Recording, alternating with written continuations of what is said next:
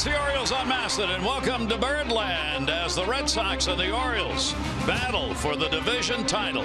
Game 1 of 4 right now here at Camden Yards. Hi, everybody. These two ball clubs have been in the race all season long, along with, of course, Toronto, the top 3 contenders, I think, from spring forward. They were the ones who were selected 1, 2, or 3 by a lot of the so-called experts, and those teams are battling right now. But for the moment, Toronto's struggling. It's the Red Sox and the Orioles right now who really are taking a look at that division lead. And how are they doing in the month of September? Very well, thank you very much. Let's take a look at the numbers. Charging in September, both ball clubs. The Red Sox are first in runs. Orioles are tied for 9th. In home runs, Red Sox tied for 5th. The Orioles tied for 3rd. The OPS first goes to the Red Sox, 6th to the Orioles. The big number team ERA, as Buck Showalter says, you are only as good as your next starting pitcher. In that regard, a 3.0 for the team ERA, 3.38 for the Orioles. The team whip, 109 for the Red Sox, which is first. The Oriole pitchers are second. There aren't a lot of people getting on base against either team, and the bullpens have been fantastic. The Orioles .94 is an unbelievable number, and Red Sox rather, and the 204 for the Orioles is second and not that far behind, both having good Septembers. So, Jim, there are the numbers that show you why these two teams are battling for that spot. Yeah, I mean, I think obviously we know the Red Sox best offensive team in baseball. The Orioles certainly can. You know, we saw it yesterday. They get 2 runs. They hit 2 solo home runs. But at the end of the day, Dylan Bundy is going to have to do what I always thought was the hardest thing, Gary, which is back-to-back games. You know, he was able to pitch well, even though he wasn't at his best up in Boston. But the Orioles got him some early runs. But back-to-back games against arguably the best offensive team in baseball. So, again, you know, Porcello, he's already won 20 games. You know, last year was kind of a down year for him, even though he got the 4-year extension. The Orioles are going to try to do what other teams have had trouble doing, which is beat him back-to-back games. He had never lost. They beat him 1-0. I don't know if we'll have a 1-0 ball game, but if the Orioles pitch well in this series, I think, to me, that's the biggest key of them having a successful 4-game series. All right, let's see how it starts out here. Great to have you with us as we begin the first of 4. Red Sox Orioles lineups, first pitch coming up.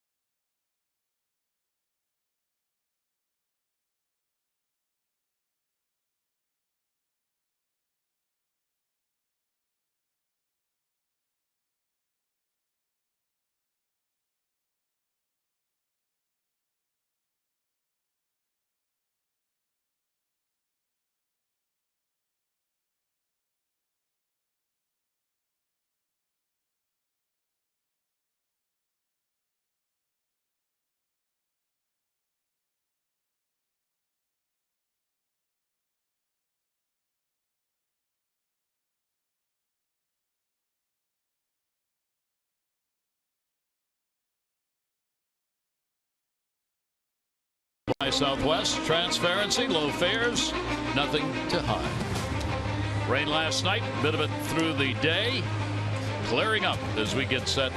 You take a look at our BGE home game time temperature, 74 degrees, humidity still up there, mostly cloudy. BGE home, Baltimore's home team for heating, cooling, plumbing, and electrical. Why would you call anyone else? Starting lineup for the Red Sox: Pedroia, Bogaerts, and Ortiz, Betts, Ramirez, and Leone, Holt, Bradley Jr., Benintendi back, coming off the DL last week, Hanley Ramirez, co-player of the week in the American League. And how about those numbers? And Dylan Bundy, he will make his 13th major league start. Had to make the ball club, used him out of the bullpen. So again, he's pitched well. The breaking ball is the curveball, change up. That's his biggest swing and miss pitch. And 92 to 95 with the fastball. So again, after pitching about 60 innings because of arm injury, shoulder, Tommy John surgery, he's already this will be his 100th inning pitch. And again, out of the bullpen. So second time around. Did get a win. They got him an early run lead against Pomerantz, where they got 5 early runs, and then he pitches 5 1/3 innings. So again, back-to-back starts against, again, arguably the best offense in baseball, especially in the American League. And for Dylan, he is 1-1 against the Red Sox. 5 games, 2 starts this year. He has a 5.74 ERA, 6 career games against the Red Sox. So Bundy, here at home, good numbers. 4-2 in his career with a 2.67 ERA here at Camden Yards. Here is Dustin Pedroia, leadoff batter, 4 for 8 off Bundy in his career. Then we are underway. Pitch will be taken for a strike. Yeah, that last start, Gary, I guess the one thing that elevated the pitch count, 33 pitches in the second inning, but just the 4 walks. And chases one. Pedroia goes after one away.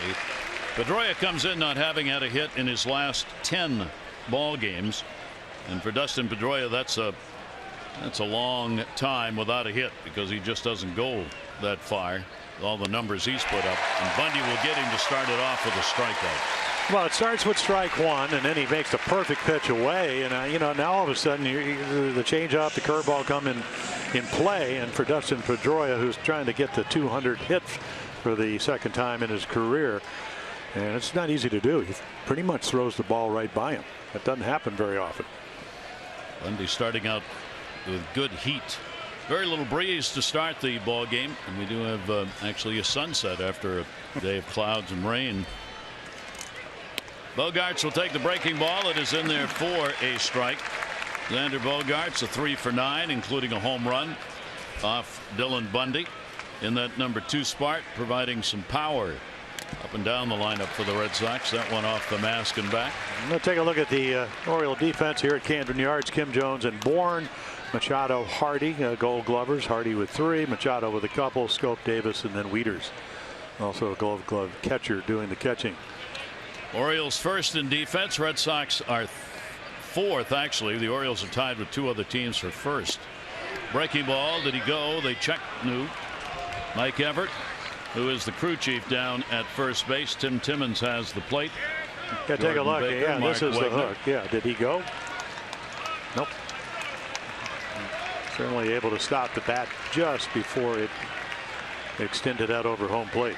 1 ball, 2 strike delivery on the way by Bundy, and that'll just miss outside. 2-2. You know, it's funny when you talked about the difficulty against really good offensive team, back-to-back starts, but you look at Bundy, and I didn't do the game. You and Mike Bordick did it up in Boston, but he could be better tonight. I mean, that's not out of the equation. Little chopper out in front. Bundy will play it, bare hands it, and throws it away. Going into second base, backing up, throw. Michael Bourne not in time, made it close. Yeah. Boy, lucky right there that Bogaerts was not hurt. That ball was close to the back of his neck. Yeah, look how deliberate Bundy is. Catch the ball off your right foot, which he doesn't do. He gets it off his left foot, takes a lot of time. And really the other guy that could have gotten hurt is Chris Davis reaching into the. So this is what the Red Sox are about. I mean, they take a simple roller when you don't defend your position, which is the case here. Almost gets his first baseman hurt, and then they take the extra base. There'll be an error charge for sure. There may be a base hit there as well. Yeah, and I think Buck is probably saying, was he in the baseline? Because obviously if he's not in the baseline, obviously you don't have the path to throw the ball. So get rid of it.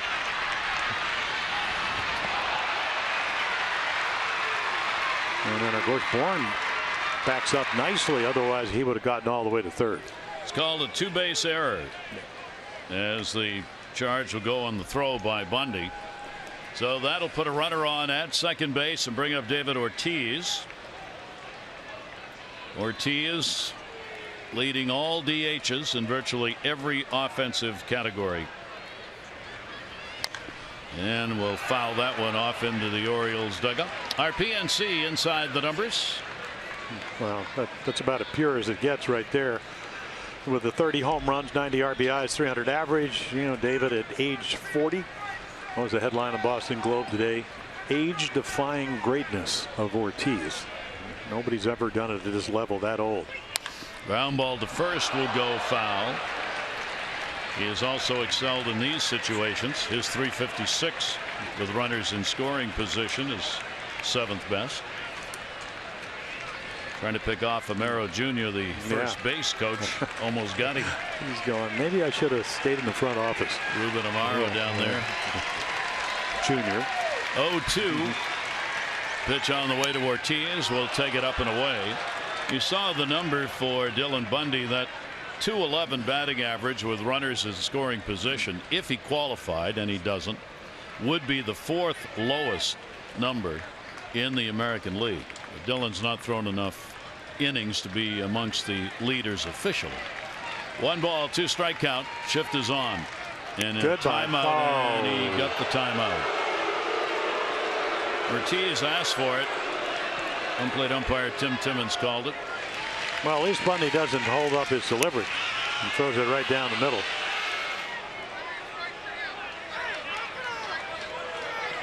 And now home plate umpire Tim Timmons takes the mask off. Talking to Buck Showalter. Yeah, Ortiz with him. He's having not only a terrific year, but how about against the Orioles? He's already hit 6 home runs in 2016. 1-2 delivery on the way to him. Ortiz puts that one in the air to center. Adam Jones. Runner will tag at second. Bogarts fakes the go. Adams' arm A-OK. Hits the cutoff man Hardy. Ortiz retired 2 down. Yeah, he came in with a .356 batting average with runners in scoring position. So 2-11 from Bundy gets the big slugger out. Nice high fastball. Again, he got ahead in the count. Now the Oriole destroyer of the year. And there he is. Mookie Betts. Betts hitting .381 against the Orioles. He's had 8 home runs and 19 RBIs. He's had 3 multi-homer games against the Orioles this season, and here in this ballpark he's hitting .500 in the 6 games that have been played here. Yeah, 12 for 24. So 2 down, runner on at second base. Betts with a 5-game hit streak coming in will take the pitch down low for a ball. Bundy has not been one of those pitchers who's had big struggles in the first inning. He's given up only 4 first inning runs this season. ERA, opponent batting average, lower in the first inning than his overall numbers. 1-0 delivery, stepped back, took the pitch down low. 2-0. Beautiful sky after all the rain we had today. It really rained hard early this morning and then showers all day, but they were able to get the field uncovered about 5:30, and it's in great shape. So you got a 23-year-old starter, 13th major league start, trying to get as good a hitter in the big leagues out. 2-0 delivery to him, and that's going to miss. And then Gary, you look on the deck, and this is why the Red Sox are the Red Sox offensively. There's Ramirez. He's 9 for his last 12 with 4 home runs. So if you don't make your pitch, if you get behind Betts, and I don't know if John Farrell's going to have him swinging, but it certainly could be an option. But you've got his. He taking takes that all the way, and it'll be a strike on the inside corner. So Betts be swinging now. Outfield a little bit shallow probably in center and right. as both Adam Jones and Michael Bourne had moved in a couple of steps, not wanting one to drop in front. 3-1 pitch, tagged it foul. Oh, that's how quick the bat is. 3 years ago, he comes up and halfway through the season in September, he gets on a fastball, and all you have to do is, if you're a pitcher or you're a former pitcher, you go, boy, what's some bat speed? And there's his hitting instructor, Chili Davis. Victor Rodriguez to Chili's right, who's the assistant. 3-2 delivery runner at second. Did he go, Newt? Walk will be surrendered.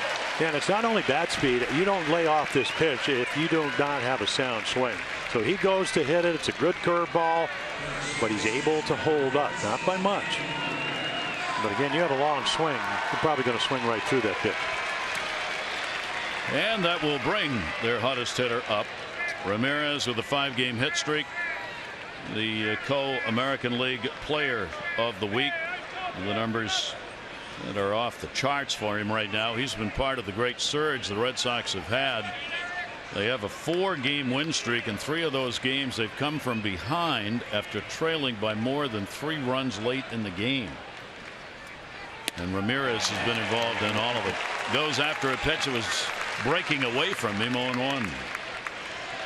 Off Bundy, 1 for 6. Yeah, the target's in, fastball's away, misses by about almost 2 feet. But he doesn't aim it. Right on the corner. A high rider. Red Sox 2 on and 2 down.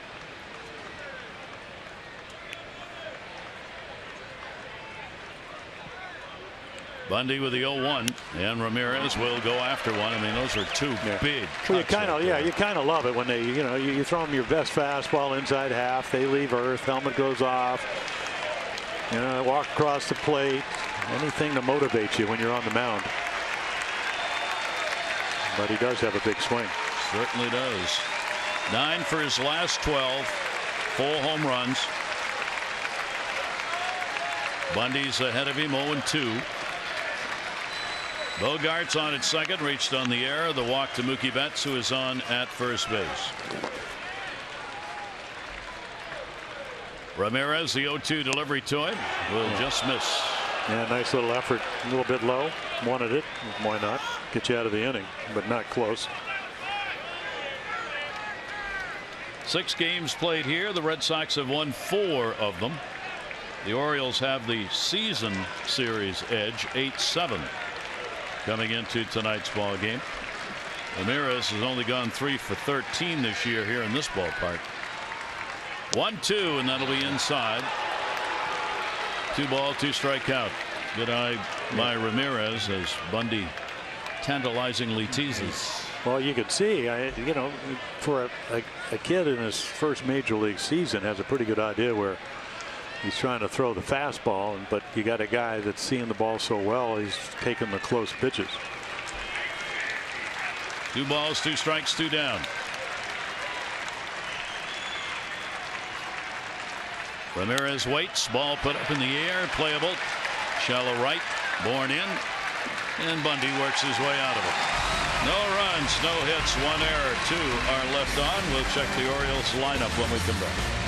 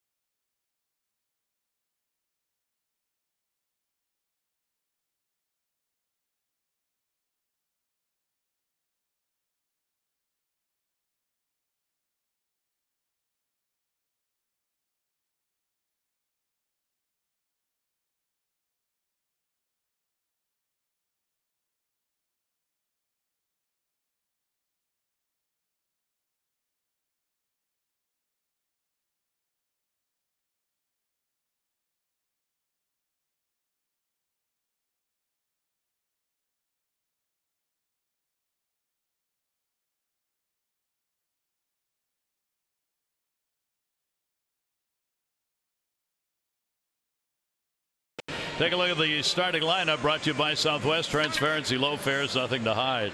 Jones, Kim, Machado, Trumbo, Davis, Hardy, Wieters, Scope, and Bourne. Manny this year against the Red Sox with real good numbers. Yeah. As does Porcello against everyone. Lost for the first time at home. The Orioles beat him 1-0 at the Gosman Gym.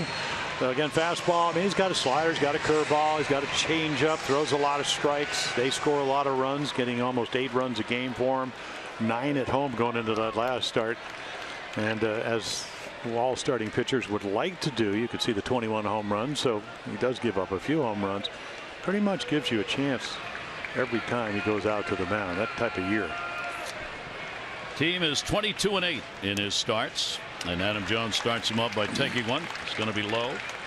Well, the wind was howling in at Fenway in that 1-0 game on Wednesday, and Adam hit a home run, except the wind knocked it down. Start the game. In fact, the first 2 at bats had hit the ball very hard straight away. Jones will take that one. He's got 2 home runs against Porcello. Not much question about that one. Porcello will cough up some fat pitches in the course of a game, but not very often. The Orioles will need to take advantage of it. That shot, Bogaerts has got it over to Ramirez. Yeah, take a look at their defense, and Porcello's a perfect guy to play behind because he doesn't walk a whole lot of guys. Benintendi, Bradley Jr., boy, about as fleet as you could go. A lot of people saying Betts might win a Gold Glove out in right. Hope, Bogaerts, Pedroia, who's won Gold Glove 4 times. Ramirez, who's played well at first, and then Sandy Leon doing the catching. Kim back in that number 2 spot again. Good weekend for him. Kim will take it. He had a 3 for 8, couple of RBIs in the split of the 4 with Tampa Bay. Manny Machado waiting on deck. 1 for 3 lifetime off Porcello, and that pitch will miss. It was almost like with the expanded rosters on that last road trip where the Orioles went 6-3. That buck kind of went by Kim's locker and didn't know he was there. And all of a sudden over the weekend he got to play and played well, as you mentioned. 1-1 delivery on the way. Towering pop up shortstop. Bogaerts, dirty uniform and all, puts it away. Well, Gary, 2 kinds of fastballs. We saw the 2-seamer, which is probably his strength, throws it the most. That's got behind Adam Jones, threw it, got the ground ball, and then when you want a little bit extra, 2-3 miles per hour, he throws the 4-seamer. So again, couple of different pitches just with the heater. We'll bring up Manny Machado. Manny with the 8 for 24 off Porcello has hit him hard. New career high, 36th home run came yesterday as the Orioles continue. 50% of their runs coming off the long ball. Porcello 2 down, nobody on. Just the 7th pitch he has thrown. Here's that career high. Yeah, that was in a 1-0 game. Odorizzi pitching really well and tied it up. And the Orioles would eventually win on the Trumbo home run. 1-0 delivery by Porcello. That'll be hit towards third. Shortstop Bogaerts running throw. Oh, what a play. You're going to see some great D along with all the offense in this series. I mean, you've just got some outstanding defensive players. There's one of them right there. Bogaerts, the only chance, going away from the throw. It's the out.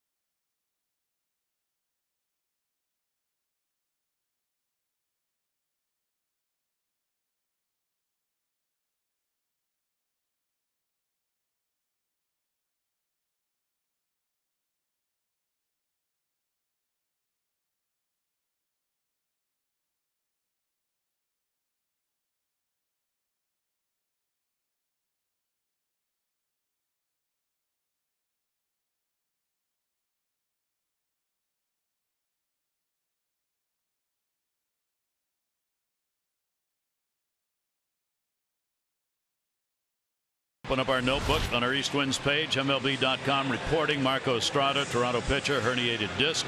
It's been a problem since spring training, according to John Gibbons, the manager. He's pitching tonight, though, against Seattle. Blue Jays have dropped 11 of 16, scoring less than 4 runs per game in that span. They are 4 games off the division race pace, and Toronto's starting to lose ground. They hold that second wild card spot, but only 2 ahead of Detroit and Seattle. Yankees have the day off, 3-game series tomorrow. Rays at Tropicana. The Yankees are out of the division race for all intents and purposes, and they are 4 games out of the wild card. Leone up and will take the pitch for a strike. Sandy Leone, the Red Sox catcher. What a year. Yeah. Well, really, I mean, never really had a chance to play as frequently as he has. Switch hitter catcher, always been a good defensive guy. They got him for cash considerations from the Nationals. What a pickup. Yep. Been outstanding. 2 for 3 with a home run off Dylan Bundy. And Leone will go after that one, and Bundy beats him in a hurry. So, you know, again, I watched the game that he pitched up in Boston. He wasn't sharp. But when he's got all 3 pitches going, and I know it's early as you look at your Mercedes pitch track, and presented by Mercedes-Benz, the best or nothing, and all of a sudden, strike 1, right on the corner. You know, such a difference between being ahead in the count, especially if you're a young pitcher, or behind. And he, for 23, Gary, he knows how to pitch. Now, able to do it, that's a whole nother story.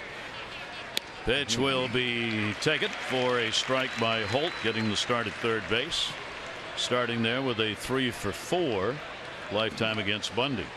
Ironically, Bundy is one of those reverse pitchers on first strikes this season. First strikes, teams hit 286 against him. If the first pitch is a ball, they hit 236. And he's also reverse on lefty righties. Lefties hit 254. Right-handers hit 267. But Showalter's talked about that all year, of how those kinds of reverse numbers have increased around Major League Baseball. Yeah, and I think if you look at pitchers individually, Gosman's the same way, better against lefties than righties. It's usually the breaking ball. You know, do you have a third pitch you can get righties out with?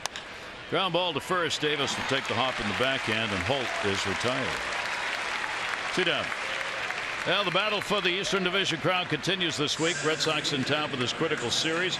Good seats remain. Come out and cheer the Birds on. Paint the park orange. Get your tickets at Orioles.com or 888-848-BIRD. Both these pitchers starting out highly efficient. John Farrell's ball club 3 games up in the division race. The Red Sox ahead of the Orioles by those 3. Orioles are 2 up in a wild card spot in that #1 spot. Jackie Bradley Jr. 2 down, nobody on. First inning, Porcello retired the first 2 on 6 pitches. This inning, Bundy's retired the first 2 on 7. Well, so both are throwing strikes. Yeah, he ended up throwing 23 pitches in the first inning only because of the error. You know, if he makes that play, he gets an easy out. He's got about 7 pitches, and he's got 2 outs as it turned out because of the throwing error, which is not only an error, it was 2-base error. Yeah. Put a lot of pressure on him. 0-2 delivery on the way. That's going to be a base hit into right field. So Jackie Bradley Jr. on. He's 3 for 7 now with a homer off Bundy. Well, see, that was the Broadway audition where, for some reason, after he's laid on 2 fastballs, you feel like you got to throw him your changeup. No reason to do it.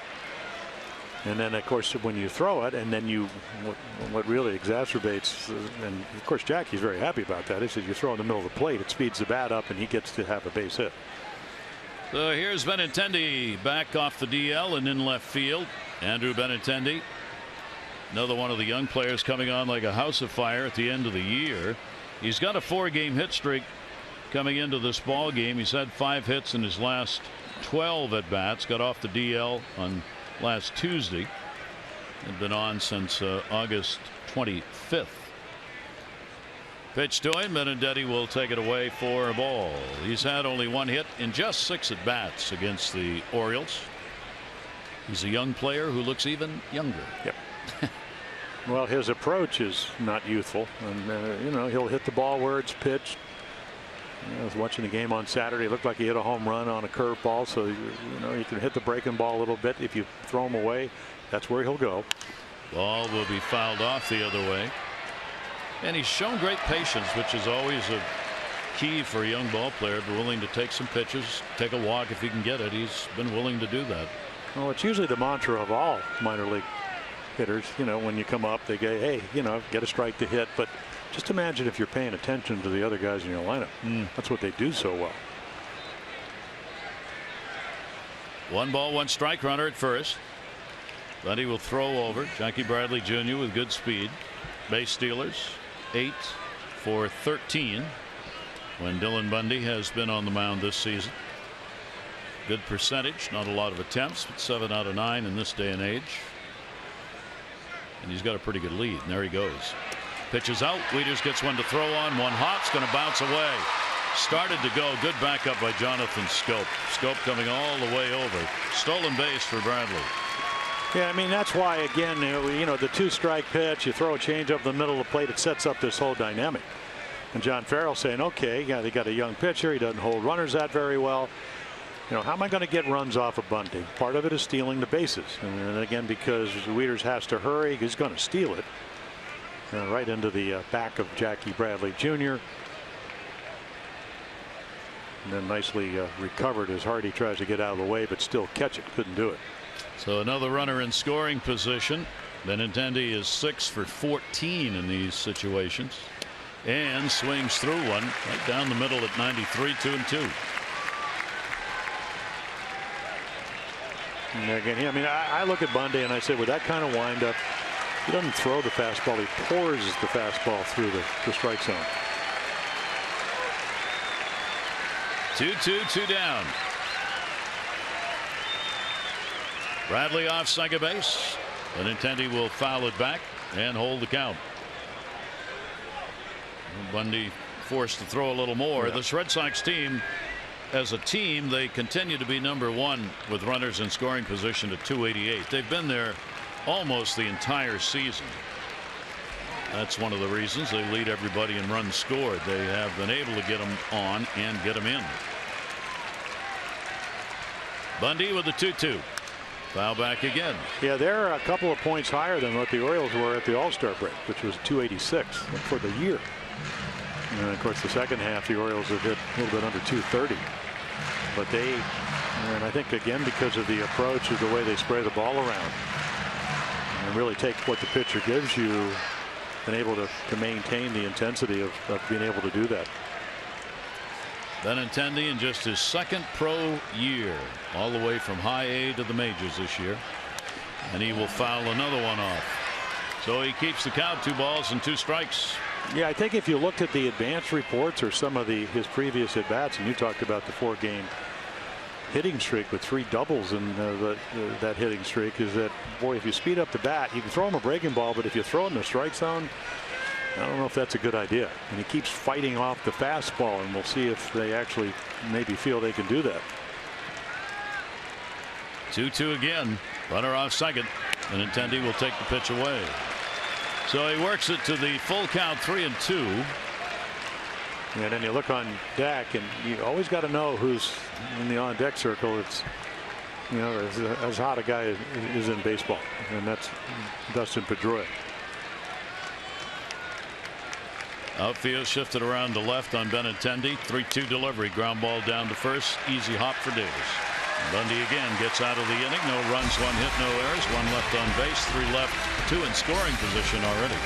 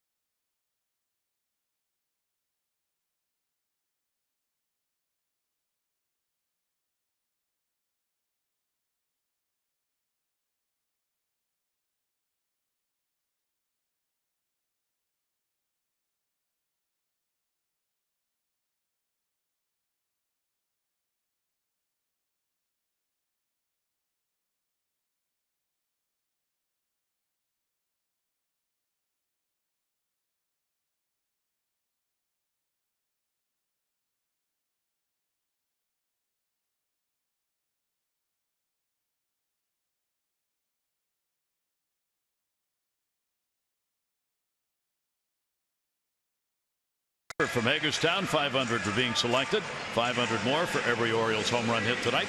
Grab a home run Rich's scratch off before they're going, gone, and you could win up to $50,000. Visit mdlottery.com/baseball.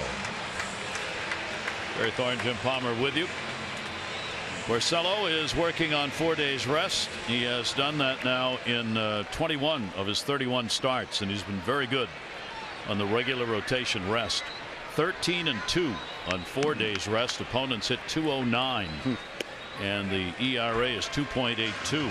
Well, you talk to people. I mean, he's not like he's throwing any harder. He's making better pitches. They do get him a lot of runs. He's more confident. What, 9-15 last year, first full year. Did have some tricep problems. Went on the DL. Said it was probably one of the best things that happened. Trumbo lines it to right. Will it stay up long enough? And it did. Mookie Betts diving for it. Second base umpire going out to make the call on him. So there you go. They do get him a lot of runs. Again, that is the highest since 2005. David Wells, the Boomer. Boomer Wells with the Red Sox. So it makes it a little bit less difficult to pitch. But he's just a better pitcher this year. Yeah, oh my Lord. Yeah, I mean, just obviously, it sounds like an understatement when you're 20-4. But he said, maybe tried a little bit too hard. Signed a 4-year extension when he came over from the Tigers in the trade for a lot of money. Fouled away. Our numbers on Porcello brought to you by Express Care, a LifeBridge Health partner. For locations, visit www.waitintheer.com. And then, of course, it helps when you do throw a line drive that your right fielder comes in and swoops it off the grass. Otherwise, the Orioles would have had a leadoff batter on here in the second. 2 fly ball pitchers in the ball game tonight, and there's another one. Left field. Benintendi will come over, get under it. Davis is retired, and there are 2 down. Well, that'll bring up J.J. Hardy. How about on the leaders board? Yeah, there you go. Let's in July. Hardy and Trumbo, and of course Betts and Ortiz. In August, Machado, Pedroia, and Betts had over 400. And then in September, Hardy again with a high batting average, and then Ramirez just red hot. 22 RBIs already. J.J. Hardy's got the highest batting average over the last 10 games. He is sitting at .500. That is the best in the American League. And he takes a pitch as Porcello got the first 2 outs in this inning on 4 pitches. He's throwing all strikes, breaking balls in there. 0-2. I always admire his hat. Love guys who have a little superstition going. He clearly's got one. Do not change my hat. Well, I thought he was only wearing it though when he was at Fenwick, where he was 13-0. And down the line, stopped by Ramirez, who goes to the bag himself. Couple of big defensive plays here. One made by Betts off Trumbo, and this one made at first by Ramirez off Hardy. More than just a little D. Scoreless.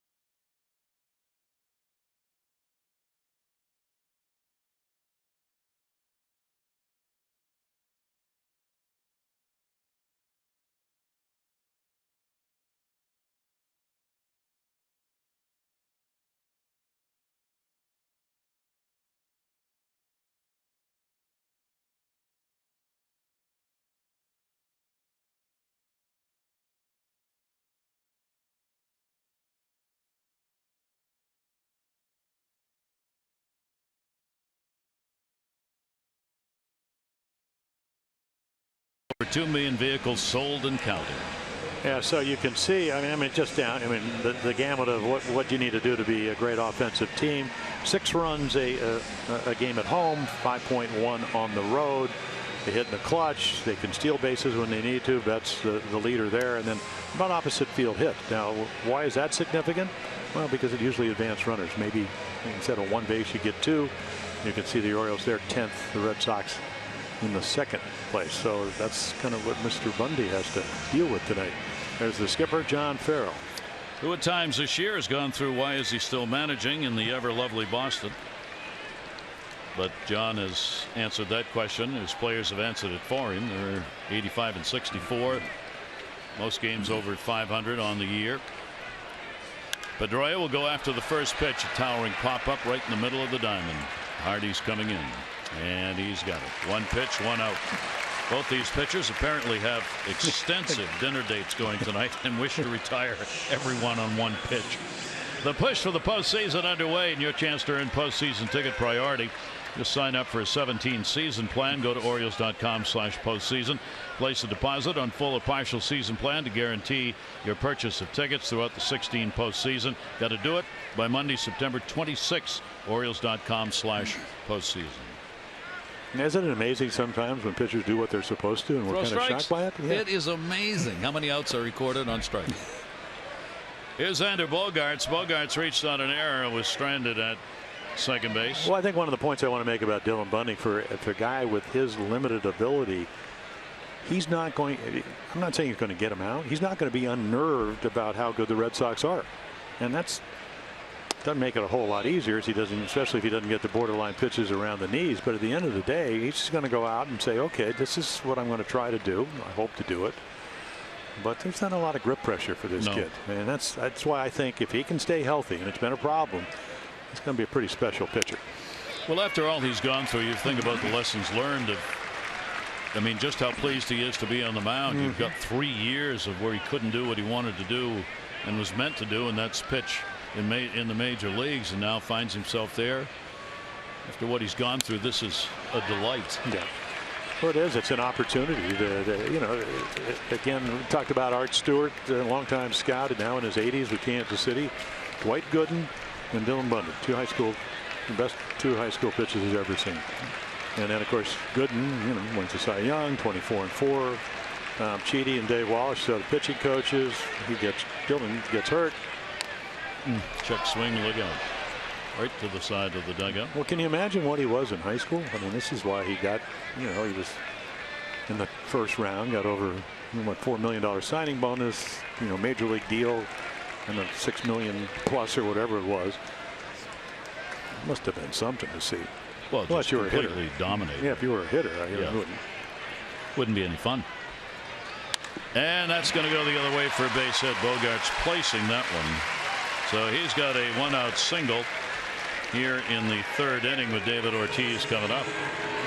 Birds playing for October. You don't want to miss a moment. Text Orioles 29292. Stay up to date. MLB standings, O's news. That's Orioles 29292 for text alert. Standard message and data rates may apply. Gary, those were, as the late Mike Flanagan used to say, that was just an information pitch, because that was a pretty good pitch, and Bogaerts hit it like he knew it was coming. So later on, if you get in a situation where you need to get him out, you can't go there. You already proved that. David Ortiz will take the pitch for a strike on the outside corner at 94.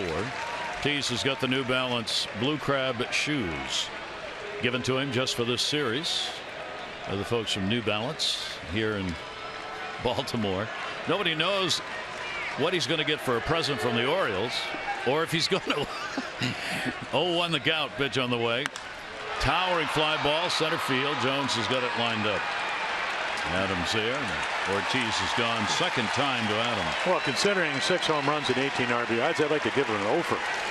No, they got to give him a phone. No, give him a phone. But I'm talking about his performance on the field. Oh, give him an offer. Yeah, give him an 0 for 4.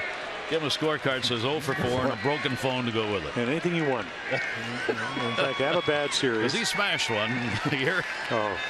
Completely destroyed it. And if only that were hanging around somewhere, I could mount it on a piece of wood, tack it up with nails, and give it to him Thursday. 2 down. Here's Mookie Betts. Runner on at first base is Bogaerts. Betts drew a walk his first time up. And a timeout again asked for it. And again, very late.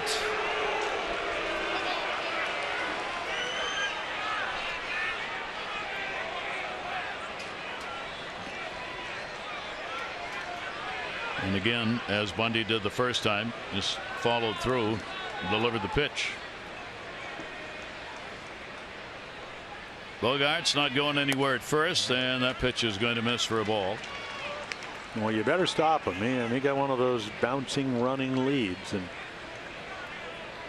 again, I mean, Betts at 356 with runners in scoring position. If you're John Farrell, I don't want to take the bat out of his hand, but if you think you could steal it and you have a good base runner, wouldn't be surprised. Big league there. Hold him, hold him. 1-0 count. Runner not going, and the pitch jumped away from inside. Of course, the other side of the equation of trying to get the Red Sox and Betts out is that you cannot let him distract you. Betts is too good a hitter. Has yet to hit a home run in September, which is unusual.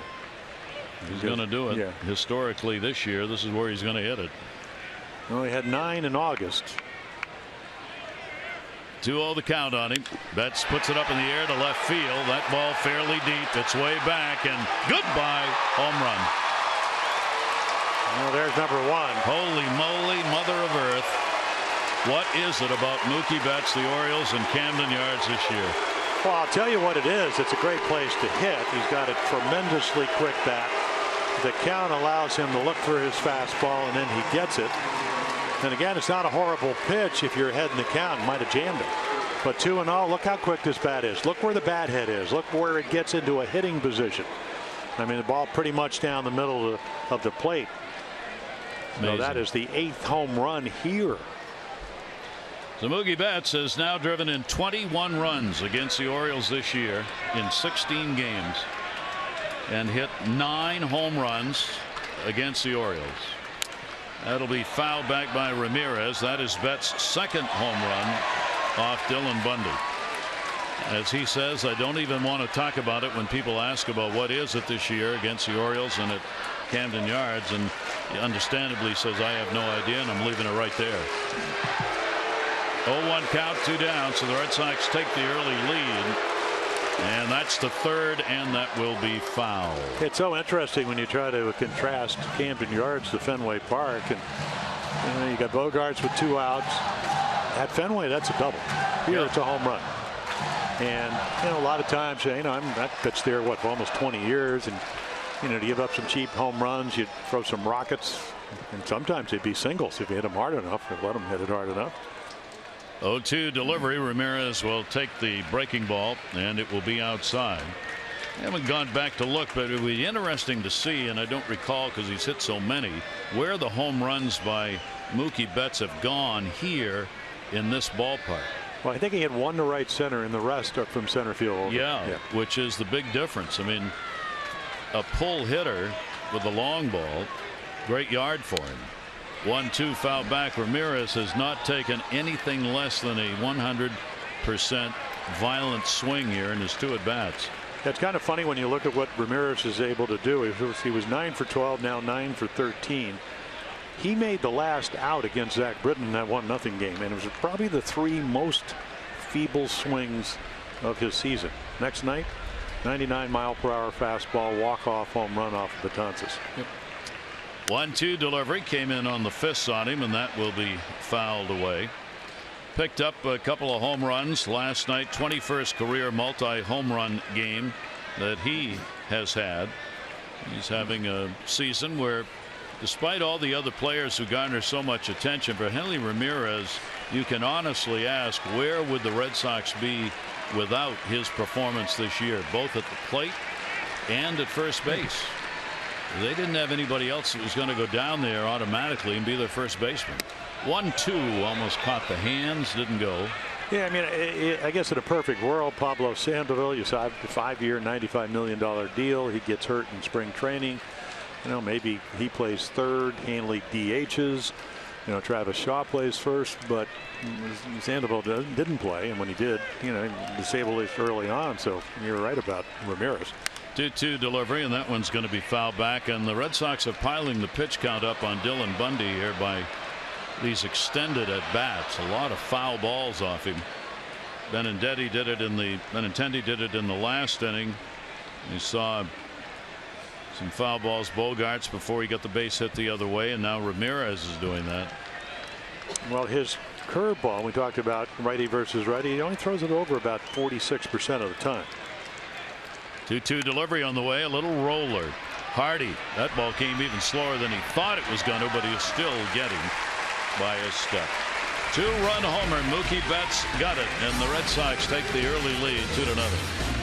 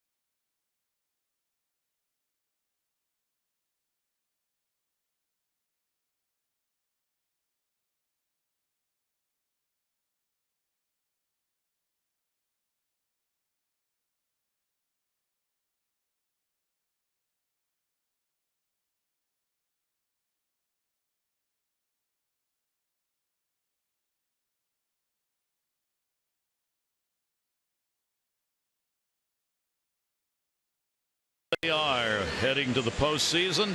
Detroit 2 games out of the wild card spot. They are off today. They open a 3-game series in Minnesota tomorrow. Tigers have won just 5 of their last 13. Seattle's the hot team. They've won 8 out of 10. 2 games out of the wild card spot. They've got a 3-game series against Toronto. How big is that? They are at home. That series is starting today. So we'll see if Seattle stays hot and whether Toronto can turn things around. So Porcello staked to a 2-0 lead in the ball game. The Wieters, Scope, and Bourne due up against him.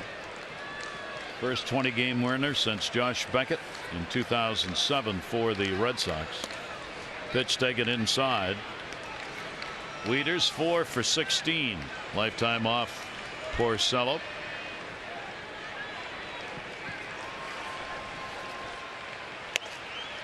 Yeah, he's not afraid to throw it over.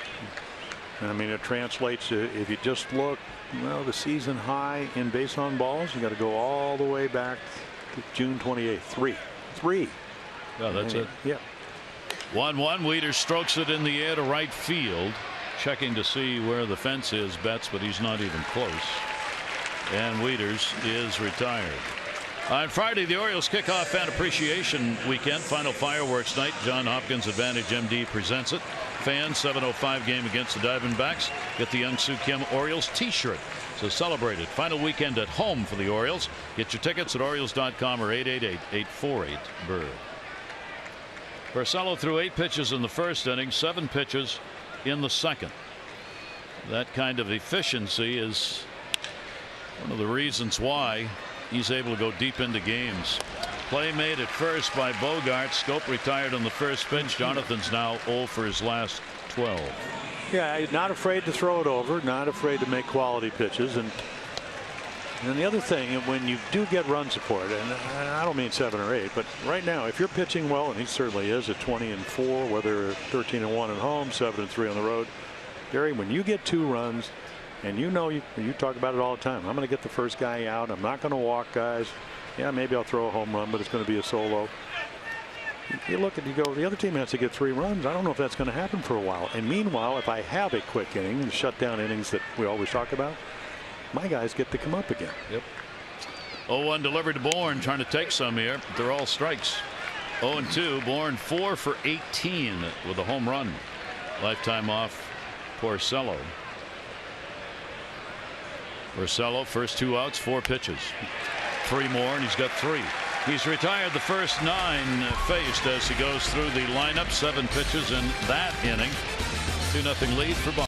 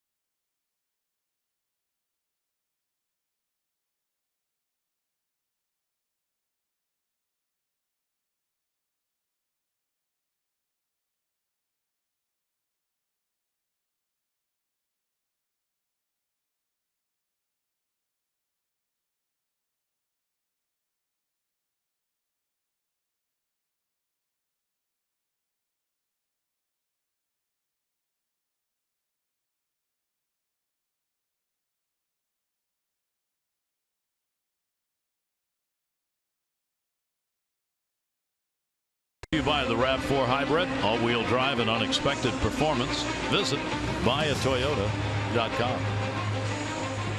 To that guitar player and his band way up there in the suites out there in left field, happy birthday.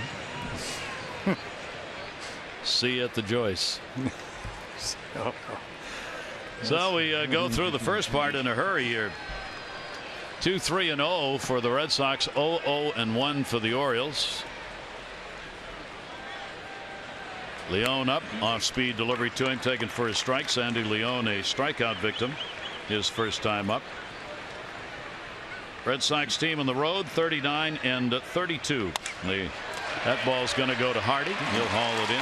Leone retired.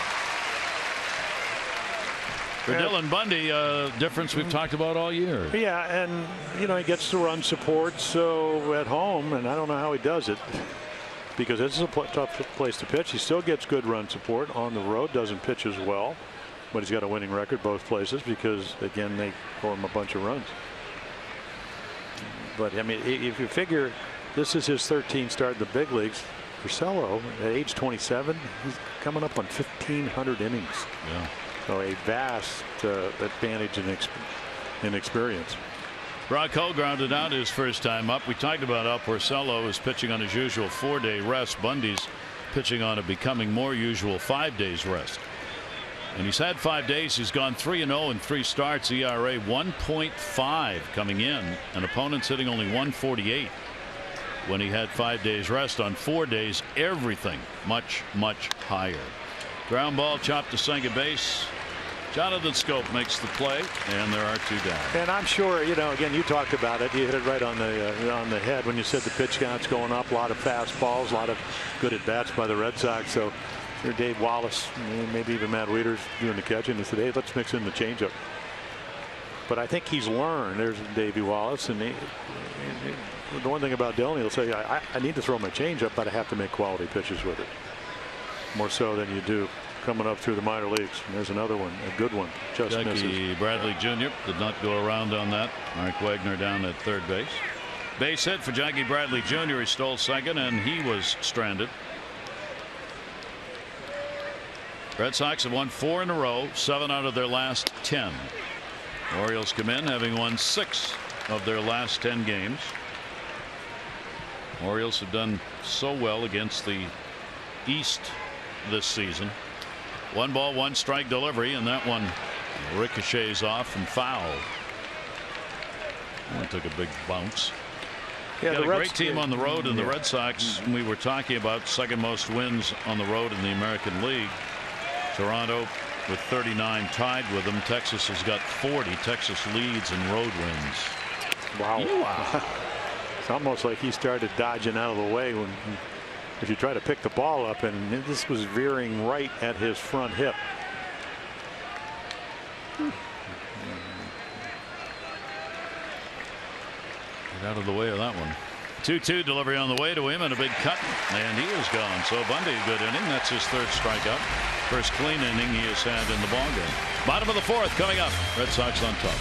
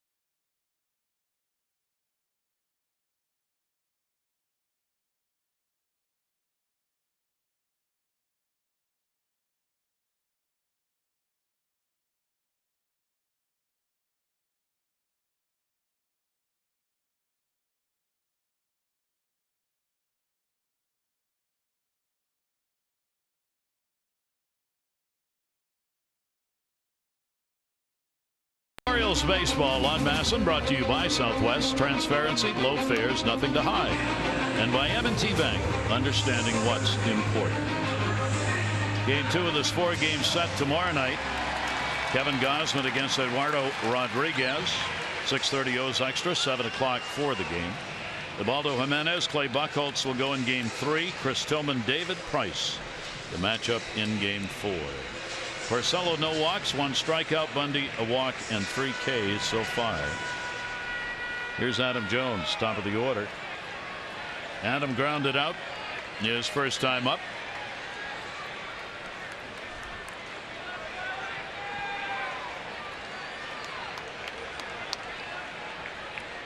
And Porcello starts him out with a pitch away for a ball. Yeah, I'm sure he learned from that game up in Boston where Adam hit a couple of balls right on the nose, wind blowing in, that where he feels like he can locate his fastball. 1-0, Adam slices it. See, but when you're in right there, I mean, you can see his facial saying, okay, target was in, I missed away, but he threw it. Even the first time up, he got behind Adam 2-0, but made a good pitch. He got a ground ball to shortstop. Porcello, 27 years old. 7th major league service year for him. 1-1 delivery on the way to Jones, in the air off the fist. Then Intendi comes on, plenty of time to get there. 1 down here in the 4th. Our PNC minor league report. PNC for the achiever in you. Yeah, really nice year. You can, with the Steve Pearce injury, he's going to have surgery, so they bring somebody up. They think that maybe with down the last 12, 13 games that he might have a chance to help them. So again, welcome to the big leagues. He's going to go on the 40-man roster. On the left is Steve Pearce with the semi-beard, the clean-shaven Trey Mancini. Semi-beard. Well, you're not supposed to have beards. Oh, strike on the inside corner. Plus, your upcoming surgery is scheduled tomorrow. He's going to New York tomorrow, and Steve will have it done. And then the hope is recovery time is going to be 3 to 4 months, that he'll be ready for spring training. Flexor tendons, the problem, and wish Steve the best. Tried to muscle his way through the season, but could not get there. Yeah, he hurt it earlier in the year when he was with Tampa, and So you're getting an idea here, and what Porcello. The amazing thing, he won 14 games for the Tigers when he was 19. Or actually make it 20, and he was out of Morristown, New Jersey. In fact, he was drafted by the Tigers late in the round because he wanted a lot of money, and he got it. The same year, Matt Wieters was the #1 draft choice. 1-ball, 2-strike pitch on the way. Kim will take that one up high. Started into it and backed off.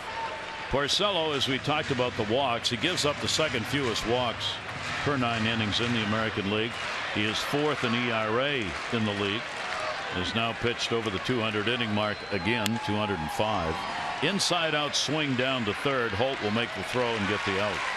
2 down. That one just had enough on it to get to third base.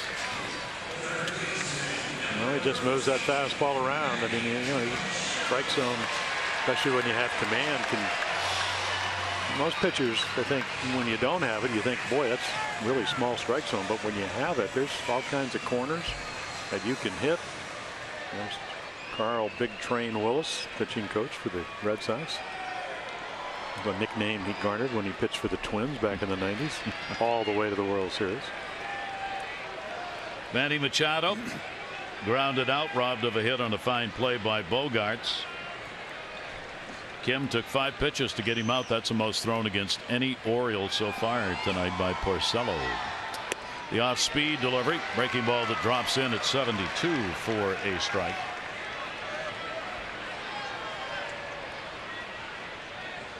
Red Sox magic number is 11. Any combined wins by them, losses by the Orioles. The Orioles are trying to get that magic number for them. Ooh. Porcello just looks up in disgust as that one caught Manny flush. Well, I mean, he might say something, but he may look at him. He didn't like to get hit, but he's not trying to do it. Still hurts. Manny talking to Porcello. Porcello's talking back. Yeah, I always thought if I hit somebody by accident, I think that was just go back on the mound. And they want to yell at you, fine. But he's got a 2-0 lead, and it's the last thing you want to do when you have a significant lead. Maybe he's going to apologize. I don't know if that's a good idea.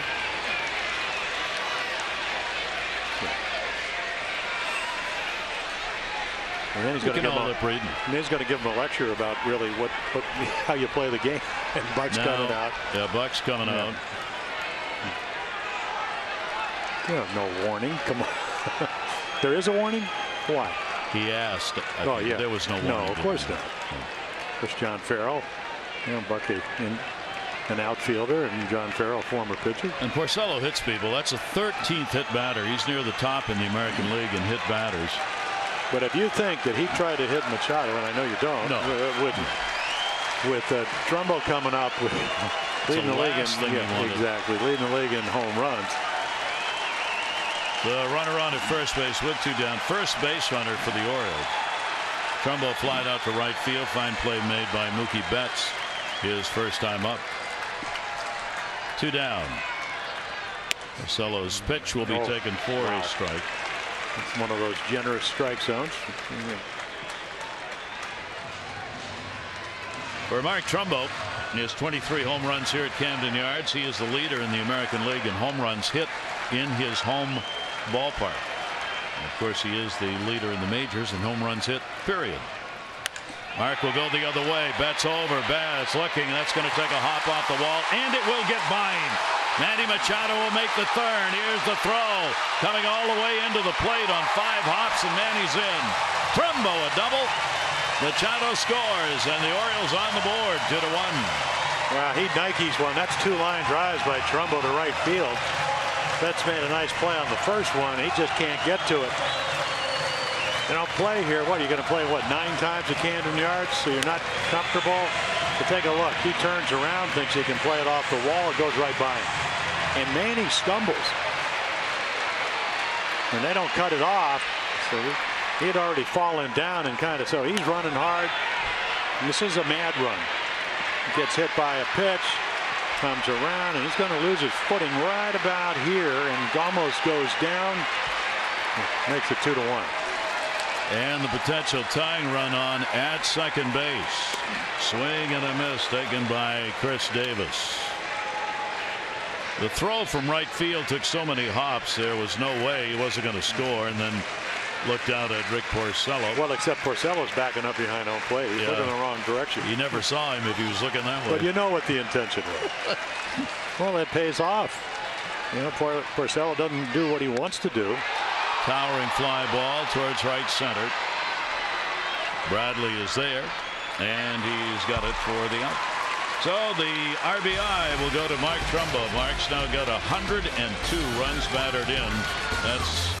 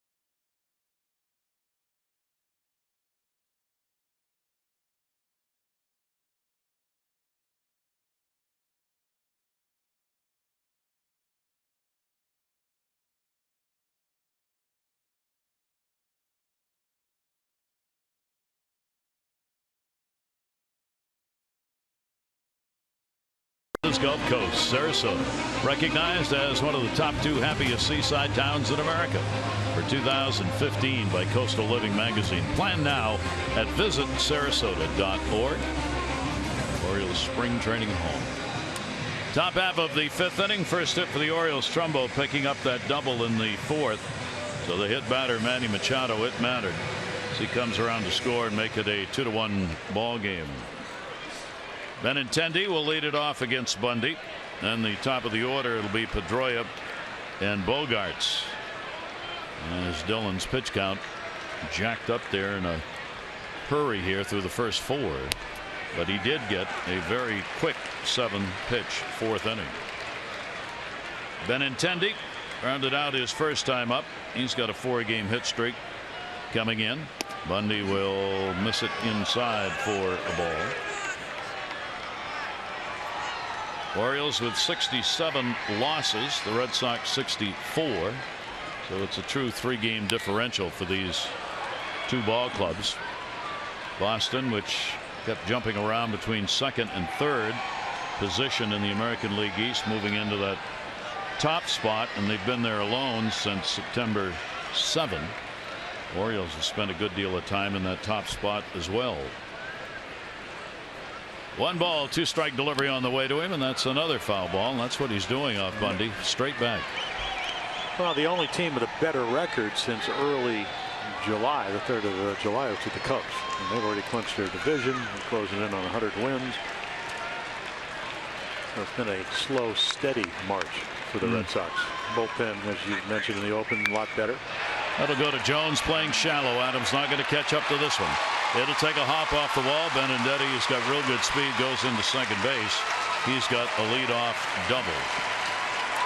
Well, good young hitter, doesn't try to pull the ball. 2 strikes. Try to get a good pitch, and boy, does he do. I mean, Dylan doesn't make a good pitch. Wanted to be down. It's up, and of course Adam doesn't know he's going to not execute the pitch. And when you play shallow, no chance of catching that ball. So a runner on at second base, and that will bring up Dustin Pedroia. Pedroia struggling a little at the plate. He's hitting .310 with runners in scoring position. 0 for 2 tonight, 0 for his last 12. Big lead at second. Pedroia will take the pitch, and it is in there for a strike. Well, he could spray the ball. You know, the year that he was MVP, it's the only year that he had 200 hits. He closed an end on it with what, 186, but already 56 hits to right field. And you'd think he'd want to take a shot to right here, get Benintendi to third. Ball will miss a little bit down low. 1 ball, 1 strikeout on Pedroia. .338 against the Orioles this year, but he's only had 3 RBIs against the O's this season. Average is good. RBI number down a little bit from what Pedroia has normally done against Oriole pitching. Bundy with a 1 ball, 1 strike count. You can probably tell a lot of Red Sox fans on hand, so when you hear the crowd level rising in noise, it's when they start their own little battle, taking on one another here at the ballpark. A 2 ball, 1 strike count. Pedroia 4 for 10 now off Bundy. Good lead at second. Benintendi. Ball's going to go into left field for a base hit. Kim's got to hustle over. Benintendi's going to be waved home. They got a shot. Here's the throw to the plate. Wieters has got to come, and it's cut off. So Benintendi scores. Pedroia delivers an RBI base hit, 3-1. Well, you can't make bad 2-strike pitches, and you can't get behind a guy that's hitting 300 lifetime, that's been red hot over the last 45 days. 2-1 fastball. They know, Brian Butterfield knows that Kim can't throw, so they send him, and then he scores easily. The most important thing a third base coach does, Bobby Dickerson, we've talked with him about it so often, you have to know the outfielders and their abilities with their arms. Yeah, it used to be you come out and watch them take infield and outfield. They don't do that, and otherwise it's scouting reports and what your advanced people tell you. Because it makes all the difference. So nobody out still. Runner on at first base. Hit number 5 for the Red Sox. Here's Bogaerts, who's had one of them, and he reached on an error. Bogaerts scored in the 3rd inning ahead of Betts, who delivered the 2-run homer. Then to Bogaerts, checking down at 3rd. Pedroia is not going to run, but unless it's a hit and run and hit situation. So they know he has not. Talking about Dylan Bundy, hadn't thrown a curveball for a strike yet. So they're sitting, something straight. The home run that Bogaerts hit off the Bundy in the 6th inning up in Fenway was a changeup. So again, he knows he can't throw it in the middle of the plate. And Bogaerts, 7 home runs last year, 20 this year. Bogaerts has extended his streak here in this ballpark. He's had a hit in the last dozen games here. 1 ball, 1 strike count. Bundy a long hold. Bogaerts will foul it back. That hit streak here at Camden Yards, 4th longest active hitting streak here in this ballpark. And during those ball games with the 1 for 2 he's had, he's 15 for his last 49. Oh, you saw what he can do so well, Gary. He took a 2-strike pitch, not a bad pitch, thigh high away, and just hit a nice crisp line drive into right field. I mean, that's how he almost, in his 2nd full year, got 200 hits last year. Pedroia off first base. 1 ball, 2 strike count. Bundy's delivery to him. That'll go to left center field. Jones coming. Adams got plenty of time to get to that one. And there's one away. Pedroia back. On Saturday, as part of the Fan Appreciation Weekend coming up, the Orioles will have the Diamondbacks home 7:05 Saturday. First 25,000 15 and over get the Orioles hooded sweatshirt. Postseason race in earnest. Be on hand to celebrate and cheer them on. Get your tickets at Orioles.com. David Ortiz, he has flied out to center field twice in this ball game. Runner on at first and 1 away. Bundy would love the ground ball right here. Fouled off. As we said, both fly ball pitchers, Bundy about 64% in the air and Porcello 55. And what Bundy was able to do, he got a big bases loaded out by Ortiz up in Fenway. I mean, they just run the ball in on him. Now, it doesn't always work, but just watch Matt Wieters. Now, the 2 fly balls have been out over the plate, but they just right here, and he keeps swinging it, which is unusual for David. 0-1 delivery to him. 93 will be up and away. 1 ball, 1 strike to him. Well, one of my former teammates, great pinch hitter in his own right, hitting instructor Terry Crowley, had David Ortiz when he went from Seattle to the Twins. And he used to say that he's going to be a good hitter. Number 1, he knows the strike zone. Number 2, incredible bat speed. Number 3, hits the ball to left field about as well as anybody. That ball racked. That's going to go to the wall. That's way back. And goodbye, home run. David Ortiz. He gets his 7th home run. RBIs 14 and 15 against the Orioles this year. And home run number 35 on the year. That's a bunch. Passed Mantle last week. The great Mickey Mantle. And all he does is get a changeup, fastballs. But take a look right here. They try to come in. He gets it in. Fouls it off. He's not happy. Up and away. Now they come with a changeup. Down and in. Off the bat. See him turn it over. Just ends up right where left-handed hitters like it. And he will quickly make it 5-1. Ortiz gets his 54th career home run against the Orioles. 29 of them hit in this ballpark. So 2 home runs off Dylan Bundy, who has given up 18 on the season. 3 runs in here in the 5th inning. And here's Mookie Betts, who already has delivered his 31st home run of the year. Ryan Dunsing, the left-hander in the bullpen. Mookie Betts has 14 home runs on the road this year, and 8 of them, 8 out of 14, have been hit in this ballpark. The other 6 have been hit in 6 different ballparks. And we checked, he did have a home run to right field here this year on May 31st against who? Dylan Bundy. Well, he hit 3 home runs in one of those games. There's a good changeup.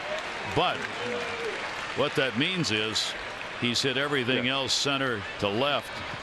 And as Jim pointed out in Fenway, it's a double, maybe single off the wall. Here, it's a home run. And that's what he got in the 3rd inning. Little chopper hits him coming out of the batter's box. For Ortiz, he's now homered 5 of the last 8 games that he has played here at Camden Yards. And in the modern baseball world, when a guy's taking your team deep 8 times, has anybody come inside? So he still feels pretty comfortable. And why not? Betts will take one up. And I'm not suggesting that you hit him, hurt him, or whatever, but well, you got to make him dance. I mean, obviously, if you walk him, he's going to steal bases. He's a gifted player, and he's 23. 23 years old. 7th pitch of the at bat. 3-2 delivery on the way, and he will walk him. 2nd walk surrendered. Both have been to Mookie Betts. So the Red Sox keep the inning going. Started with a Benintendi double. Dave Wallace will make his way out to the mound to talk to Dylan Bundy. So he already, and I'm sure this is going to be okay. Hey, make your pitches. Not easy because they have a heck of a lineup. But you also have to watch Betts over at first. Stolen 24 bases. And it's easy to get caught up with what's gone in this inning. You're down 2-0 there, or 2-1, and then all of a sudden they get a 3rd run, then they get their 4th and 5th run. So focus. Just a little reminder. Dylan in that game at Boston, in that last outing, Bogarts had the home run off him. Now here in this ball game, Betts and Ortiz. Ramirez has flied out and grounded out. 5 runs on 6 hits for Boston. That one was pretty much outside. He got the end of the bat on it and fouls it off. And the other thing, and I know it's not easy because I've been in these situations with a guy that's red hot. The more pitches you throw to Ramirez, the better chance Betts has to steal a base. So again, you just have to be confident. You can make your pitches, hope that you can put it in play on your terms early in the count, maybe get a double play ball. 0-1. There's the throw over. Chris Davis taking it back in on the belly is Mookie Betts. Red Sox have picked up a stolen base. Jackie Bradley Jr. got it in the 2nd inning of the ball game tonight.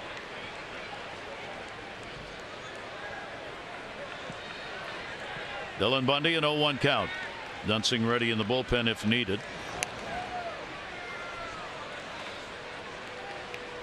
So Betts has drawn the attention, which could be good news for Ramirez. Like he needs any help.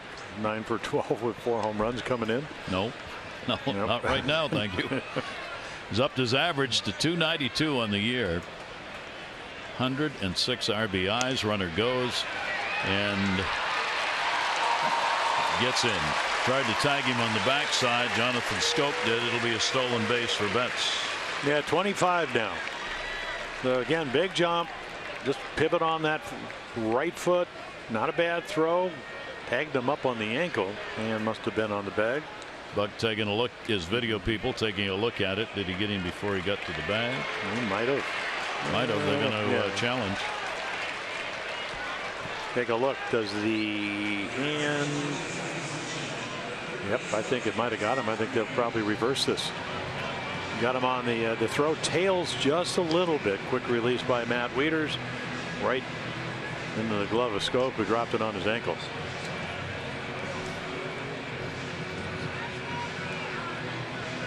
So we'll take a look at it. New York will take a look at it.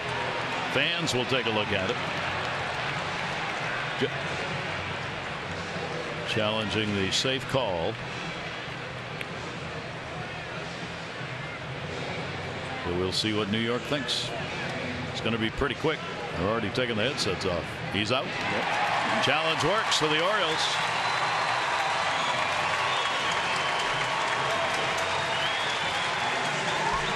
So Matt Wieters is throwing out 34% of them with help from Jonathan Scope, who's been so good at applying that tag on the backside of runners.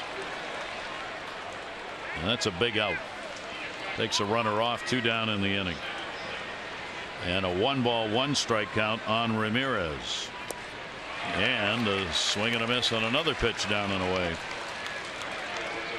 Yeah, you were talking about Ramirez, and everybody you talk to, everything you read over the course of this year. Last year, Red Sox didn't play well. He didn't play well, but total different attitude.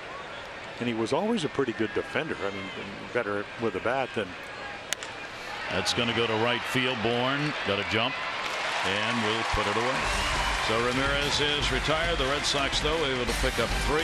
Ortiz with a 2-run homer, a big part of it.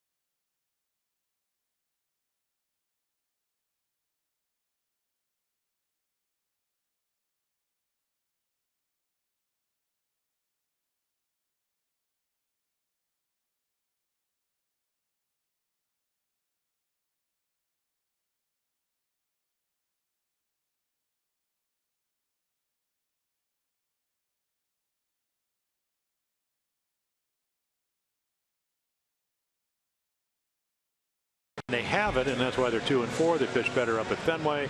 They're right about where the runs they give up, but almost a 2-run difference or a 1.5 difference at home, and that's at least so far. So I'll tell you what, when you're trailing Porcello by 4, you kind of know what the mission is. You better get some runs on the board. And started with a strike. J.J. Hardy for the Orioles here in the bottom of the 5th inning. Hardy grounded out to first, and a real nice play made by Ramirez. Porcello 11 out of 15 first pitch strikes. Hardy will foul that one back. 0-2. Take a look at our Maryland Live Casino Inside the Numbers. Well, there you go. Scope, what, with 24, and Manny with 36, and Davis with 8. That adds up. Just think of if J.J. Hardy was the shortstop power-wise. Went upstairs on that one. But his first, 30, 22, 25. The injuries have taken their tolls, and Porcello says, he kind of lulls you into a swing mode because he throws so many strikes, as you mentioned, Gary, and he just goes up the ladder. And talked about math, he can add and subtract with his fastball about as well as anybody. Porcello going after his 21st win in this game. Dylan Bundy after his 10th. Dylan has reached a career high in pitches thrown, 98. Pitch is taken for a strike. Matt Wieters. Wieters fly it out to right field. His first time up. Matt now 4 for 17. Lifetime off Porcello. 0-1 delivery. A shattered bat ground ball. Look out. Yep. Cut off, and the play made as Pedroia was behind him. Bogarts was in the shift, so Bogarts actually Holt, third baseman, came over in front of him and took it. Well, Brad said, I don't get to play as much. You get to play every day. I'm going to take this ball. And good play, actually. Yeah, it was. It's kind of like third baseman cutting off something heading to short. I'm going to have Dustin to see if he's got a kind of an assist clause in his contract. The way his contracts have been written, he probably doesn't need one. What do you think? He actually signed what back in 2013? Yes, for 800 years. One of the few players in baseball that it's actually team friendly. Yes. An 8-year extension, all the way till he's 50. Well, I'll tell you what. Why not? Why not? He's MVP on all the teams that have won the championship. Base hit. Jonathan Scope gets out of an 0 for 12 with a 2-out single, and the Orioles, along with Trumbo's double, have their second hit of the ball game. And this ball scorched. With a 5-run lead, a little two-seamer. See what you can do with it. And smokes it, but on the line, keeps it in the park. The Jonathan keeps the inning alive and forces Porcello to have to throw some more here. Michael Bourne hitting ninth, strikeout victim, is first time up. Bourne with the Orioles came in hitting .280, couple of home runs, 5 RBIs. The off-speed delivery is out in front of it. This is Michael's 15th game with the Orioles. Dunsing in the bullpen probably will be coming in. Buck Showalter talking about Bourne before the game, saying his contributions have been a real pro joining this team. He said he's embracing being here. A lot of players knew him from other teams and other days, and he was welcomed with open arms. And he's been a valuable commodity for the Orioles. We saw it the other night. His sacrifice fly gets guys over. But the play at the plate to win the Friday night game, he hits the cutoff man, get to it quickly. Didn't really overreact as far as how quickly he had to do that. And he's played in 3 postseasons. The Orioles would like to have him play in 4. Foul back into the screen. And an 0-2 count. Toronto's playing at Seattle in the late game, so they're watching, having an idea of what it's going to look like going in. Scoreboard watching everywhere. Entering the final couple of weeks of play with so much to be decided. Baltimore first wild card spot, then Toronto, Detroit, Seattle, 2 out, Houston 3. 0-2 pitch on the way. As we said, Seattle's the hot team in there at the moment, as they've won 8 out of 10. But remember, the Yankees were doing that same sort of thing a couple of weeks ago, and they are pretty much out of it. Yeah, the difference was that, I don't know if you'll concur with me, but is that the Yankees, they got rid of Miller, they got rid of Chapman, so they were kind of on fumes now. Yeah. But they really did play well, though. Pedroia will gobble that one up, and that will retire the side. No runs on 1 hit, no errors, 1 left on base. 5 complete. 5-1 Boston.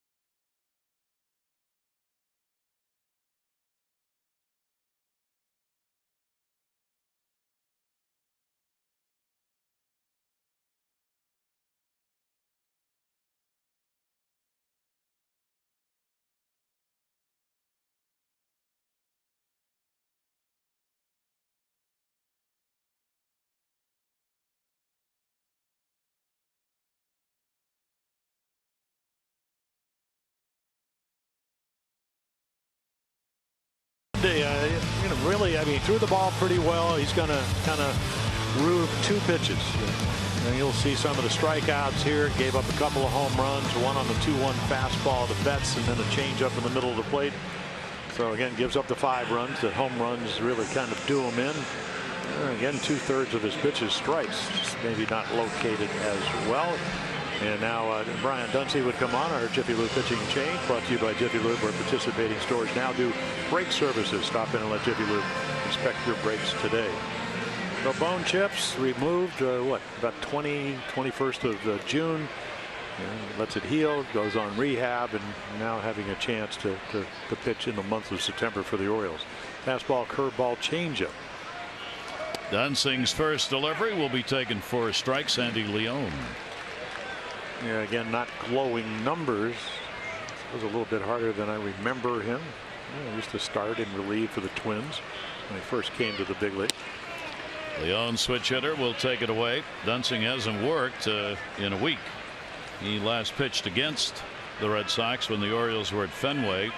He worked an inning on the 12th. Yeah, that 12-2 game.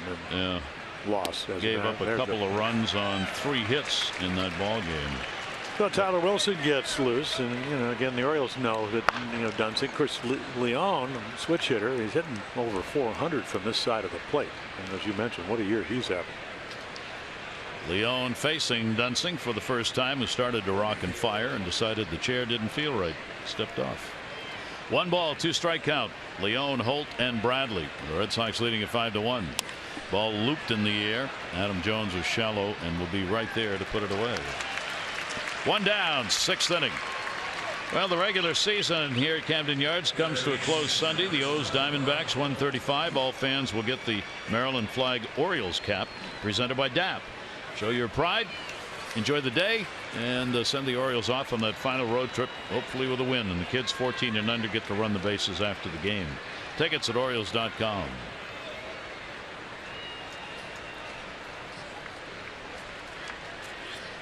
One down. Here's Brock Holt, and Holt will take the pitch up high. Holt has grounded out twice so far in the ball game. Red Sox getting homers. Mookie Betts in the 3rd inning, 2 RBIs. David Ortiz, 5th inning, 2 RBIs. RBI base hit by Pedroia. Popped up third base. Manny Machado easing over into foul territory. And just made sure he didn't trip over the bag. Took a look down, and there are 2 down. Porcello did not give up a hit till the 4th inning. Manny Machado hit by a pitch. Mark Trumbo got a double, brought him home for the Orioles run. The Orioles have only 2 hits off the Red Sox starter.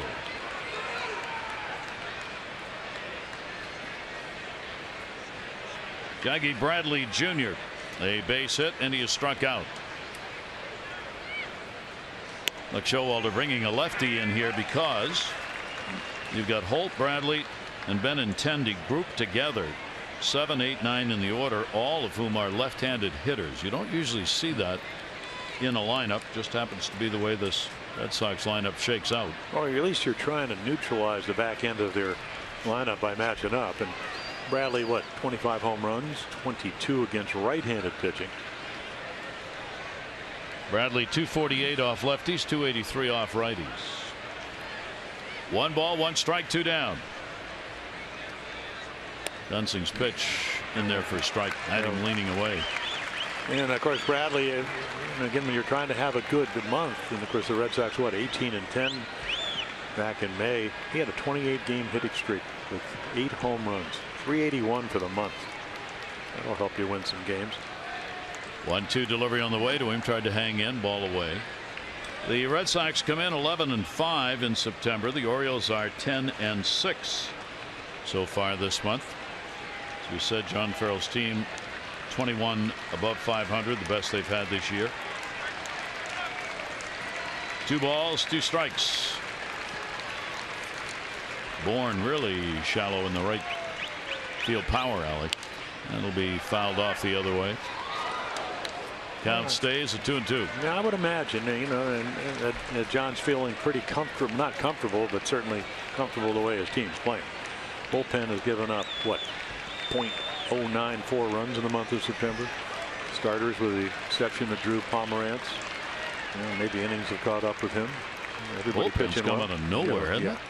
I mean, it was their biggest problem in the middle of the bullpen, and suddenly, middle of August through today, their bullpen has been better than anybody else in the American League. Yeah, well, they got Koji Uehara back, Carl Willis looking on.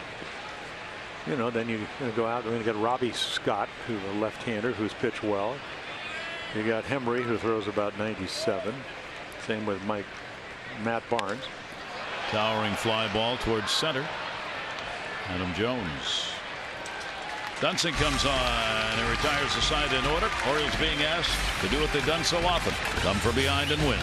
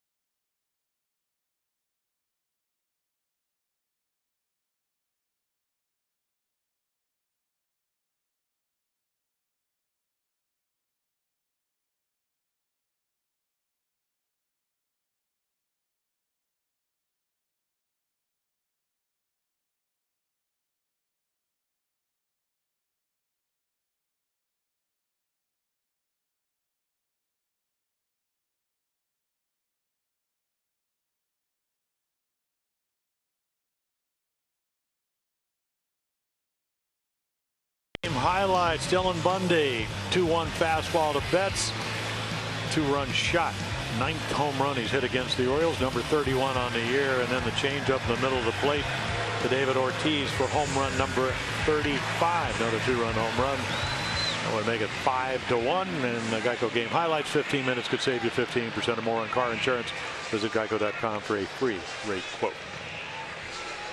Beautiful night here at Camden Yards weather-wise.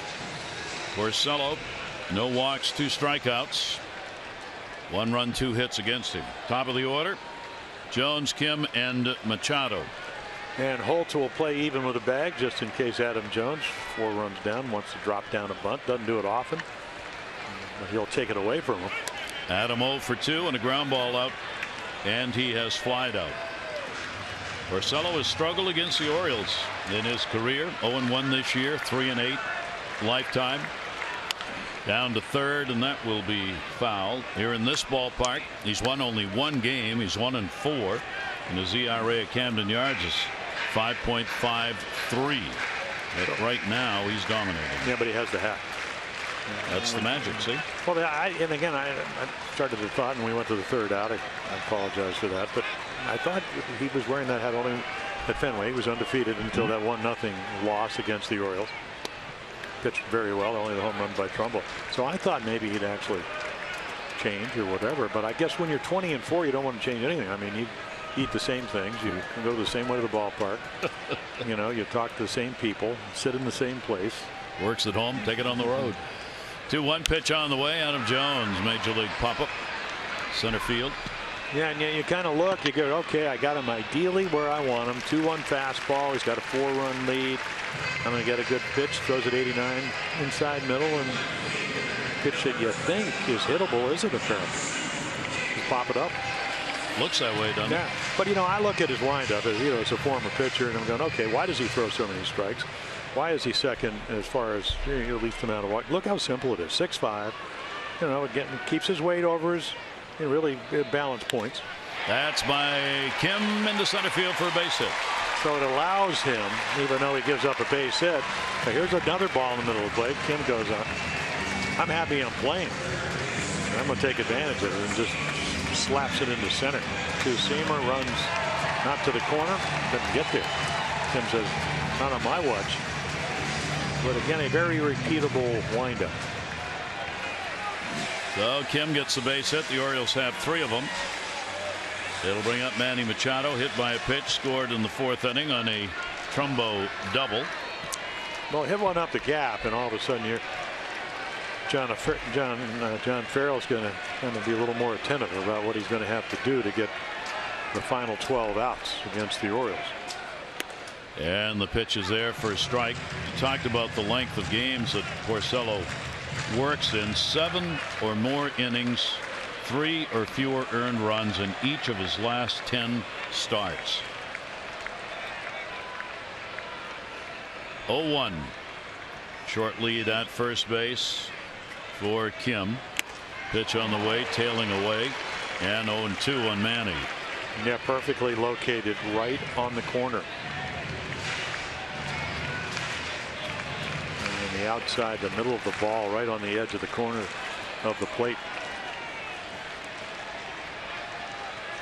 Manny now 0-2. And the last time he went in on him, he hit him. Cost him a run.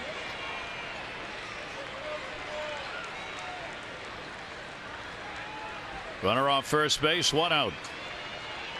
Long hold, timeout asked for.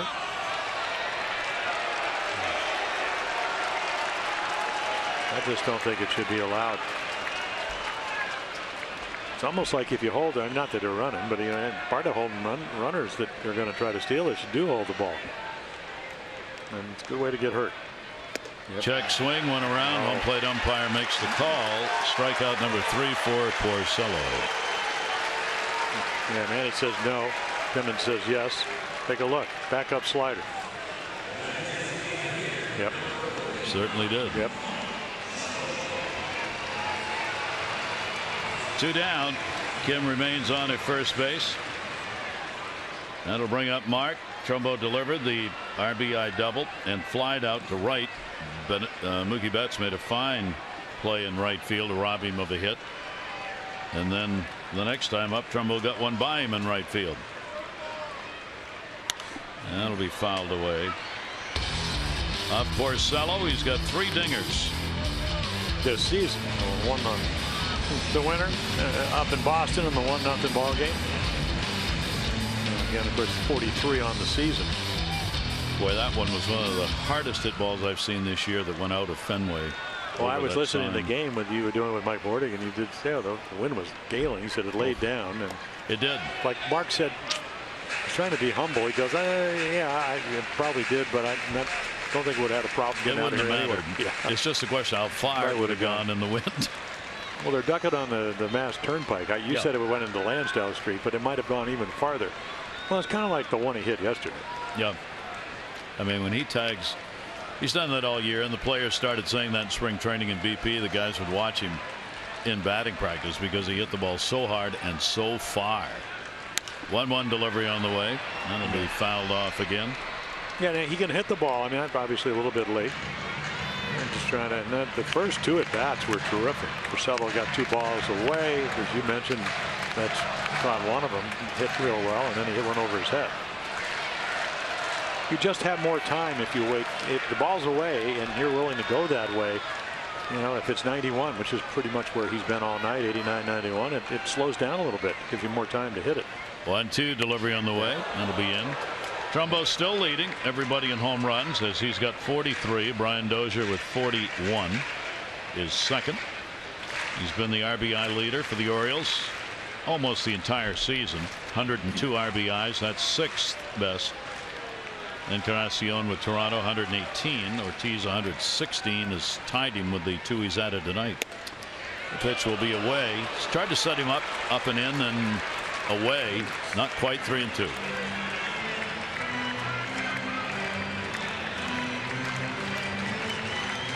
So Porcello will throw his 6th pitch in this at bat to Trumbo, more than any other Oriole hitter has seen in the ball game in an at bat. 3-2. Runner goes from first base, and Trumbo goes down swinging. 4th strikeout of the ball game, 2 in the inning. No runs on 1 hit, no errors, 1 left on base. Red Sox leading it 5-1.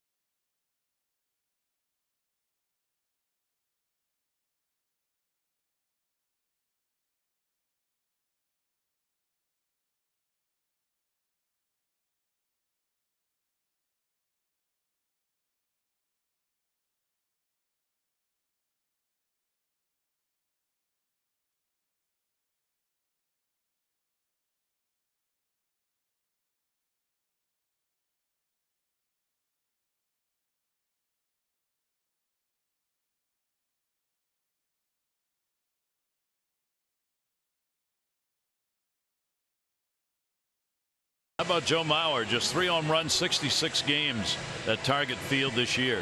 He hasn't liked that ballpark since they moved into it. Jose Altuve, I love this one. 2 hits to join Hall of Famers Charlie Gehringer and Rogers Hornsby, the only second baseman in history to have 200 hits 3 consecutive years. That's elite territory.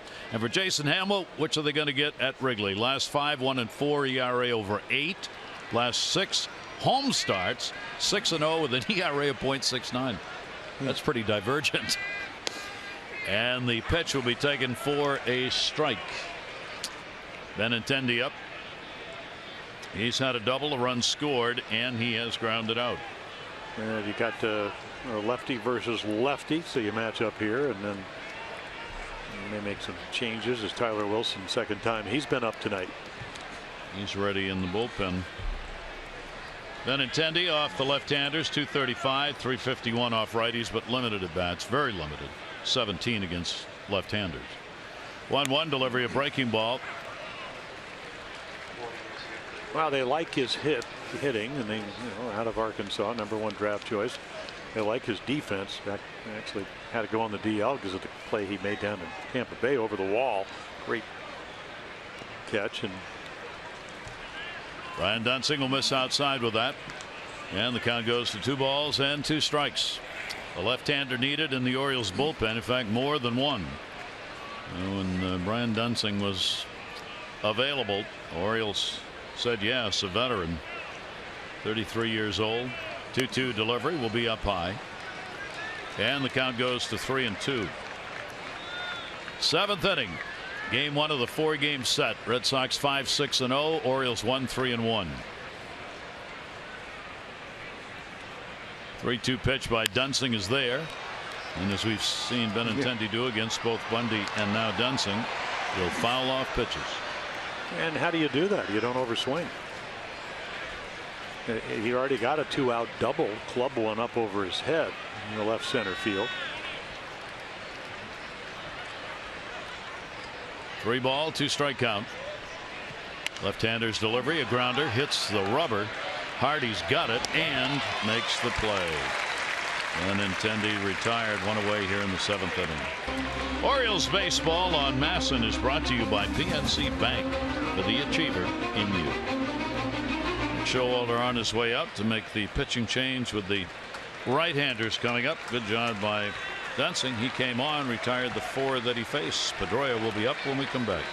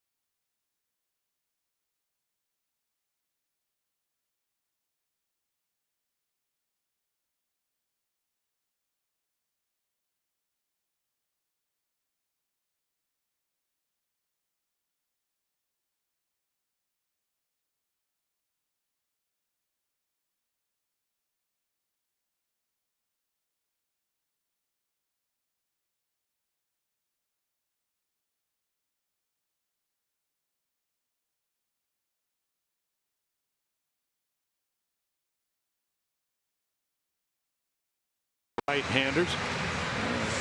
21 games this year, 13 starts, fastball, curveball. Doesn't throw a whole lot of changeup. Has one.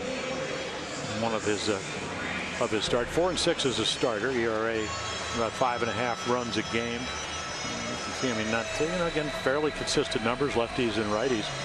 But his best start, at least in my mind, was back on the 16th of June up at Fenway Park, where he hit the Red Sox in a 5-1 Oriole win, and everything was clicking that night. Yep.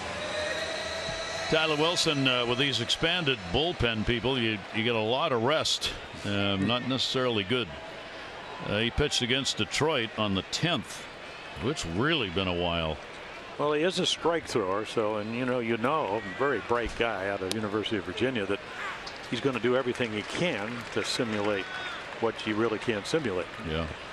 You do your sides, you do your throwing, well conditioned. Dustin Pedroia, 1 down, nobody on. Pedroia base hit, RBI single, 5th inning, and he would score. He has struck out and he has popped out, and he will take the pitch, and that will be a ball. For Tyler Wilson this season against the Red Sox, this is game number 5, 2 of those as a starter. Sox have hit just .230 off him. He has given up 6 runs, 17 hits against Boston. Pedroia goes to the middle. Hardy's going to have to hustle this. 360. Great try.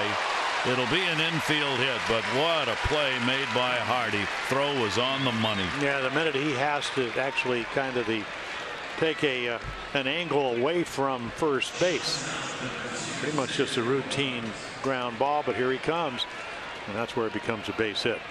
Pedroia out over the plate, gets out of the box pretty well. 191st hit. The Red Sox, if Bogaerts can get hot, he came in with 180 hits today. You got Betts at what? Already 198.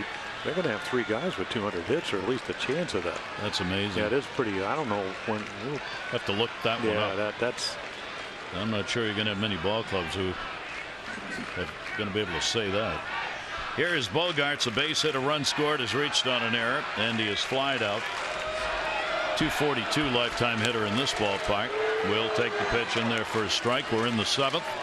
First of 4 against the Red Sox. Dylan Bundy, 5 innings, 5 runs, 6 hits, 2 walks, 3 strikeouts. The Orioles starter. Porcello still on the mound, has given up a run on 3 hits, no walks, and 4 Ks. Dunsing worked an inning and a third, all zeros across. Going the other way and a pitch away, and a 2-strike count. And Porcello just says, okay, you can give me some more runs. Otherwise, I'm going to go out there. Yeah, Tyler Wilson, he kind of throws a fastball, and you could see maybe a little bit more velocity with the days off. Yeah, usually 89 to 90, now 92. That late life, little cutter action, which cuts away from the righties into the lefties. 0-2 count. Runner off first, again off the fist that time. Bogaerts fouls it away. Part of the Red Sox youth movement that has paid off. Likes of Bogaerts, of course, has been one of the leaders. Jackie Bradley Jr., Mookie Betts, Benintendi joining the ball club this year. They've got some fine young players coming up through the organization, and as all teams like to do, Buck Showalter and the Orioles have talked about it, you want to bring people up together in winning situations, and they come to the major leagues together with that background. Ground ball, Hardy again. This on the backhand, took an extra hop, scoped that rifle arm, not in time.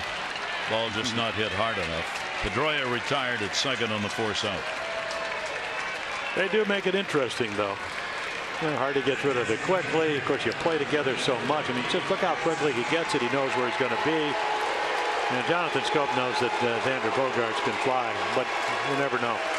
Maybe that arm. Yeah, maybe he stumbled out of the box. You just don't know that.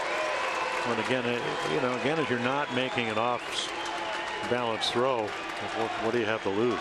Yep. He's got the arm. Ortiz, the home run in the 5th inning. A couple of RBIs. He had Pedroia on ahead of him. Now he's got Bogaerts on base. 2 down. Shift on in the infield. First pitch is taken for a strike. 7 home runs, 15 RBIs against the Orioles this year. 54 career home runs against the Orioles, and 29 hit here at Camden Yards. His final series in this ballpark, regular season. Ooh-wah. Nipped him with a breaking ball. And Ortiz will head down to first base. Pretty agile for a 40-year-old guy. I'm not gonna get hit. Maybe I am. Right off the left knee. At least it didn't hit him hard. Good thing. Home plate umpire looking over. That's Porcello. They think this is the answer hit when Porcello hit Manny Machado. What, a curveball at the back knee? Just the facts, ma'am. Yeah. That's what they think. They think? That's what he thinks. No, well. Big Papi doesn't think so. No. Well, he's been up, what, closing in on 8,600 at bats. He's been thrown at legitimately. He knows. Here is Betts, 2 down and 2 on. And the pitch will be taken inside for a ball. 1-0 count. Yeah, I could see if Tyler had drilled him in the ribs on the first pitch. He probably would have had bench clear. It would have been that simple. 1-0 delivery on the way. Took something off that pitch at 80 and a good one. 1 ball, 1 strike count. Red Sox 1 for 4 with runners in scoring position in the ball game tonight. The Orioles have had only one such occasion. 0 for 1. 1 ball, 1 strike, 2 down. Mookie Betts. 2 walks, 2-run homer. 1-1 delivery to him. And Betts on a pitch away, completely fooled on that one. Yeah, he thought it was just going to be a fastball. We talked about the late cut. So he throws it for the corner with great movement. And Mookie thinks it's going to stay there. But watch it just go away from the bat head. Well, that's like the perfectly thrown fastball to a really good fastball hitter. Mookie Betts has had more home runs in one season against the Orioles since the Orioles came to Baltimore in 1954, as he now has hit 9 of them this year. And worse than that, they've added up to 21 RBIs. 1 ball, 2 strike count. Bogart's off second base, Ortiz off first. Tyler Wilson's delivery. Just miss outside, and he refused to go after that one. 2-2. Well, that's what makes him a tough out. Again, if he were undisciplined hitter, which he's certainly not. There's a Keno getting loose. He probably would have chased that pitch. Tyler Wilson trying to hold this game at 5-1 with 2 down. 2-2 delivery on the way. Shattered bat, left field, going back near the wall and makes the catch. Kim lined it up, ran into the wall after he made the catch, but that will save at least 1, probably 2 RBIs. And some Kim right there. Boy, that was close to the top of that padding. Tyler Wilson. There you go, baby.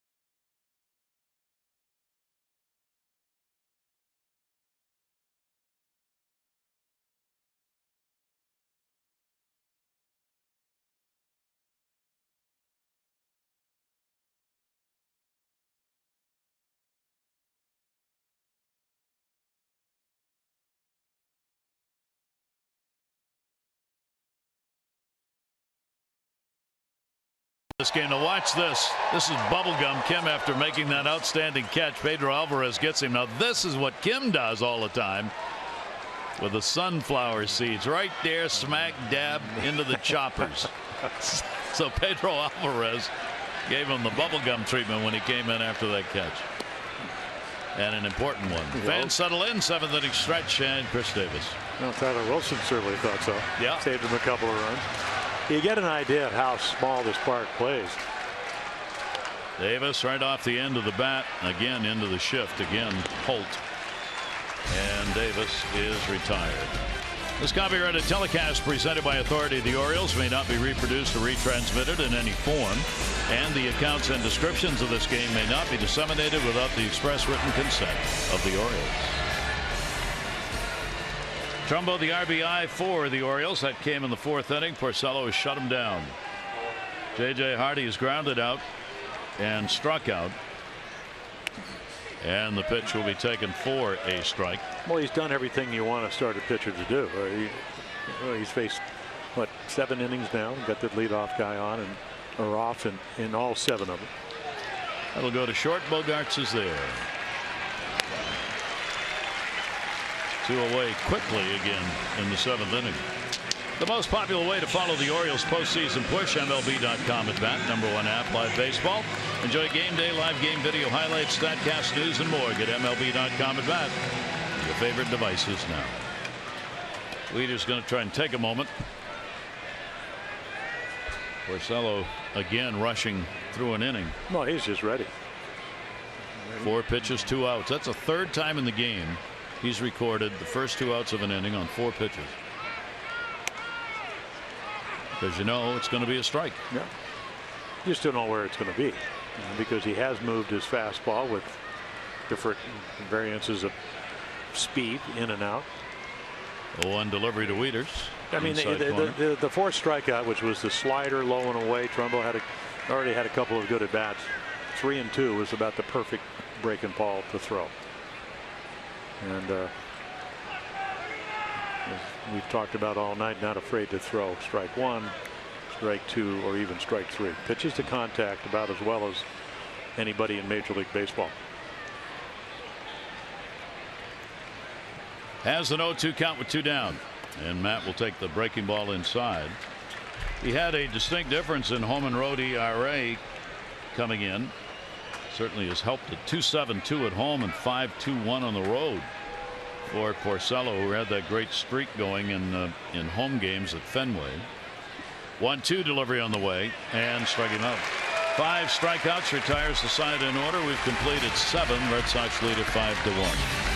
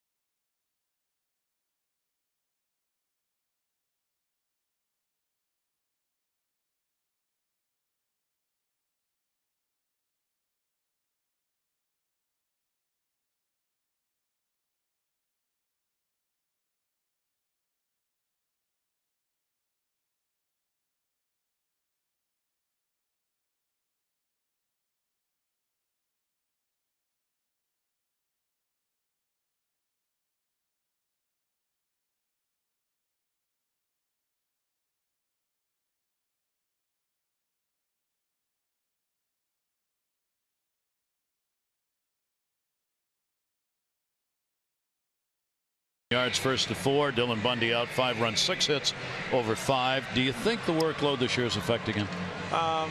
Probably to some degree. He's not going to tell you. He's not going to use it as an excuse. He's going to, he'll run on him tomorrow and you'll say, okay, what went on? And he goes, well, I probably made 4 bad pitches. I got behind Betts, who's got 31 home runs. I mean, he had 30 before he hit the home run. Yep. Ortiz has got 538. I made a change up in the middle of the plate. 2-strike pitch to Benny. And go right down the list. There weren't a whole lot of them. But the real story is Purcell's just been magnificent. He was magnificent up in Boston. Only gave up 1 run. Just Gosman happened to be better that night. Yeah, he has really dominated this game. And another 8-pitch inning there in the 7th, retiring the side in order. Well, it's just if you ever want to be a pitcher and you're sitting at home. I mean, we're talking about a guy that was a #1 draft choice out of high school. You don't have to throw that hard. You just have to mix your pitches up, throw strikes, get a little bit of movement, and that's what he's done tonight. Ramirez down to third, foul ball, just missed that one. And then meanwhile, his guys have done their job. Yep. They play great defense. He's a pleasure to play behind because he throws the ball over and you're not on your heels. There's so many lessons to be learned about what he's not only been able to do tonight, but over the course of this year. I mean, 70 pitches in 7 innings. This is a guy that's 9-15 last year. Yeah. Big contract, maybe some tension. Actually went on the DL and he said, you know what, I had a chance to reflect and maybe emotionally get better. Would just settle things down. Ball over near the stands, and Chris Davis up on the tarp, still had no play. Ramirez 0 for 3 in the ball game, 5-game hit streak coming in. Orioles have done a real good job holding Ramirez down this year. He's sitting just a little over 220 now against the Orioles. A couple of home runs, does have 8 RBIs against them. Tyler Wilson remains out on the mound, having worked in that last inning to get the final 2 outs, giving up 1 hit to Pedroia, the base hit. So Tyler with a 1-ball 2-strike count of Ramirez, and he'll go the other way for a base hit. The thing was about eye level or higher. Well, handling Ramirez, I mean, he's a 296 lifetime hitter with power coming in. And the other thing is, he did change leagues last year. So he comes over, he was playing left field. He's not a left fielder, and he just tomahawks this pitch. And we talked about coming in, he was a little 9 for his last 12. Yeah, they got him out, but you had to make good pitches. If you don't, that's what happens. And look at the approach again. Yeah, I mean, he's hitting home runs. In 4 home runs in his last 12 at bats coming into this game, and I'll take a single to right. It's the way he's been all year. Here's Sandy Leon, the switch hitting catcher, 0 for 3. Strikeout, line out, fly out. And we'll take the pitch inside for a ball. And the difficulty, Gary, is that the whole team will do that. Keno's ready in the bullpen. And that's why they have such a formidable lineup as you go through it. 1-0 count. Ramirez chatting with Davis down at first base. Sandy Leon, runner goes. Play at second. Got him. And will turn the double play. Even with Ramirez running. The Orioles able to get the double play. John Farrell wants his video people to take a look at this as he'll hold up play. Yeah, take a look. Scope. They're just sensing that maybe we have a play. But also he knows how Leon runs. So if he don't get the force at second, and they may challenge it, still kind of holding on, you're going to get a out at first. And otherwise, why not take a chance? Nope. The great play right there to turn 2. And that'll be it for Tyler Wilson. 4-6-3 on the double play. 2 down, nobody on, near in the 8th inning. Wilson coming out of there, a very effective job on long rest out of the pen.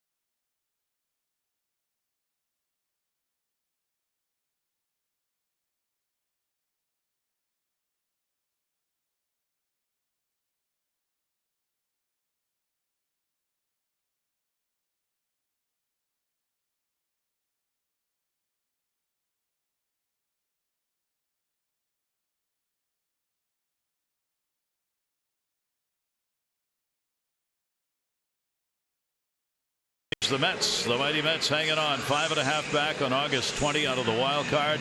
They lead the wild card by a game coming into today's play. They've won 20 of 27. Best record in the majors over that span and the best ERA during that span. Cardinals, they are 45-30 on the road this year, best road record in the majors, and only Arizona and Atlanta have lost more home games than the Cardinals have. Tonight, Bumgarner, Kershaw, they go at one another again. The record, Bumgarner against Kershaw 3-4, 2.18 ERA. Kershaw 4.3 mark, 2.88 when Bumgarner's on the other side. They go head to head. The Giants hold the second wild card spot, but they're only a game ahead of the Cardinals.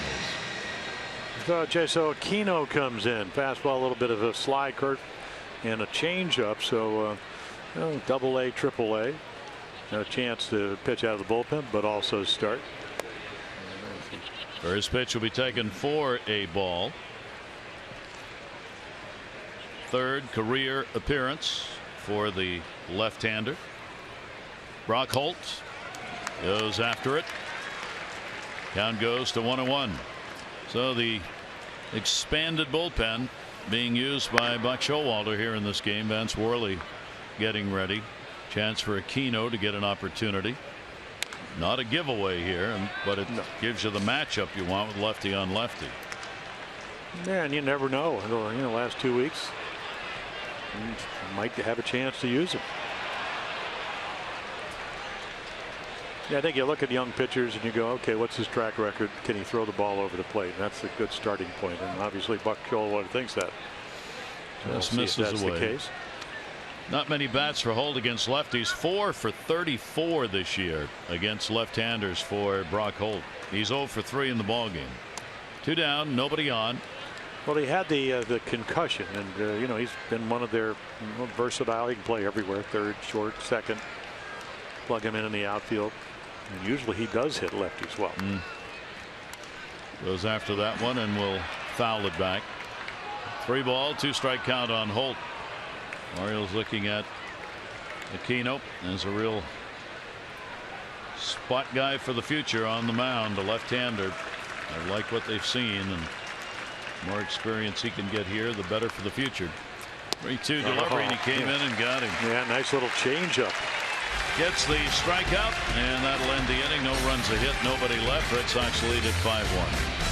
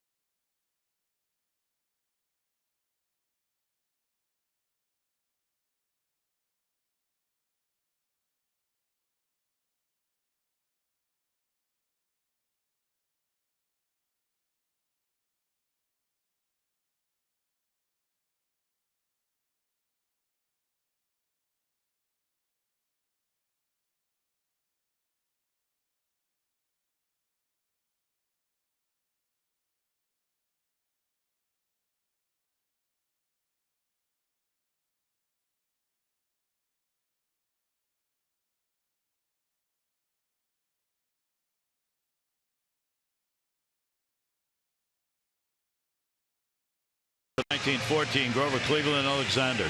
He was presented with a check before a game for $1,000 for winning 25 games. He then went out and won his 26th game. In today's dollars, that is worth $23,652.50. And Joe Morgan is celebrating a birthday. He turned 73 today. Joe, happy birthday. What a great career. Second base, part of the Big Red Machine. Tremendous base stealer, tremendous fielder, and look at the numbers offensively. On base percentage, MVP twice, and a 10-time All-Star. Joe. First ball put up in the air by Jonathan Scope. We'll go to right. Mookie Betts. Yeah, what a privilege to go in the Hall of Fame with Joe Morgan, who still to this day, and we do wish him, I hope his health is good.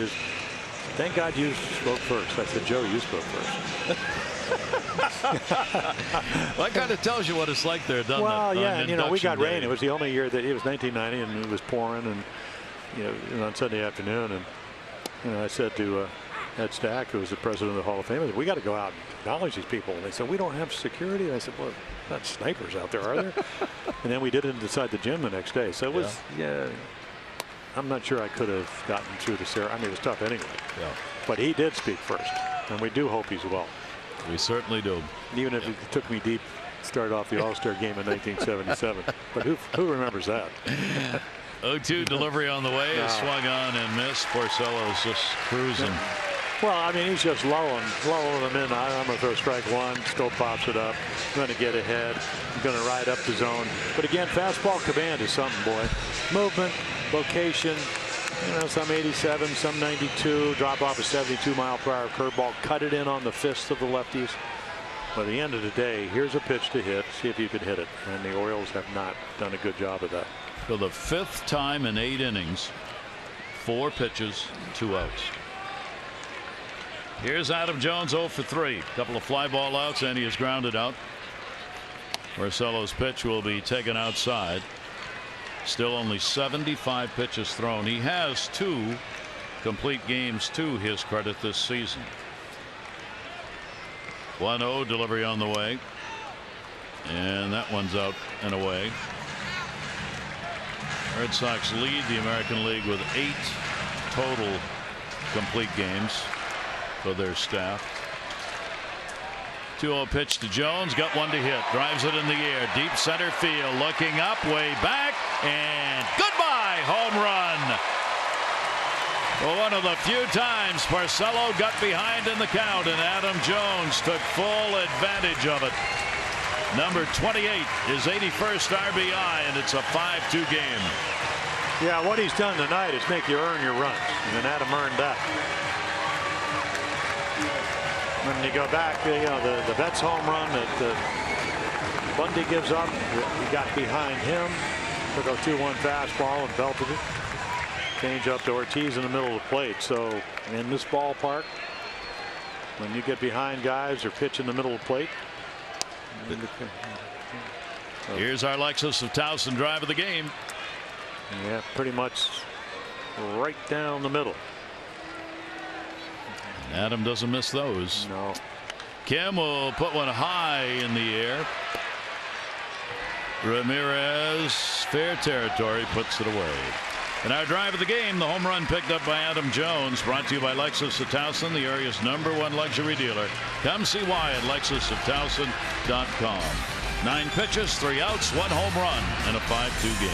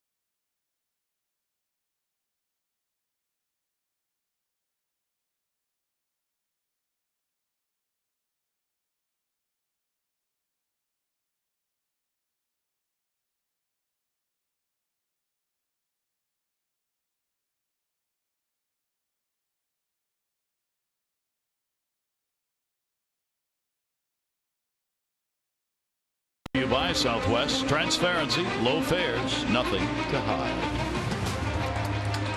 Oh, Boog, where art thou? Oh, the barbecue of Boog Powell. A lot of 26s. Look at all the fixings. Oh, I gotta. Tomorrow's gonna have to be a day. I need a fix. I need a Boog's barbecue fix. I haven't had one for a while. Jackie Bradley Jr. That will be fouled away. Well, in the old days when he loved us, he would actually bring them up.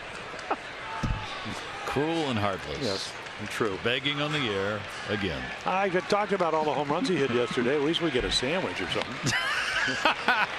Check swing. That should fall in for a base hit. That was an oops single, and that's the second hit, 4 at bats for Jackie Bradley Jr. Visit MassonSports.com/CareFirst to vote for tonight's CareFirst Fearless Player of the Game. Live fearless with a name trusted for over 75 years. CareFirst Blue Cross Blue Shield. Trumbo brought Machado home with an RBI double in the 4th inning. Adam Jones home run. 2 down in the 8th. The Orioles 2 runs. 5 runs, 9 hits Boston. 2 runs, 4 hits for the Orioles. Is he bunting? No. Tendy will take the pitch down low for a strike. Yeah. You were not here yesterday, but I did mention that Boog hit 30 or more home runs 5 times, and on 6 other occasions hit 20 or more home runs for a total of 350. Now, and you're mentioning it again. Yeah. If it doesn't get you a sandwich, I don't know what's going to get you a sandwich or 2. And the throw over. Would you prefer beef or turkey? Both. Both. Okay, Boog. Yeah, they have these special sauces and spices that they, Just beautiful. Yeah, that's what they do. Benintendi with an 0-1 count. Pretty good lead at first for Bradley. Towering pop-up. He went down to reach that ball. Manny Machado into foul territory. Puts it away. 1 away. Well, game 2 of this 4-game set coming up tomorrow. Kevin Gausman on the mound against Eduardo Rodriguez. Coverage on MASN 6:30 O's Extra presented by Southwest, followed by game coverage at 7. All the access you need right here on MASN. That'll be it for the left-hander. And with Pedroia coming up, Vance Worley will come out of the bullpen with a runner on and 1 out.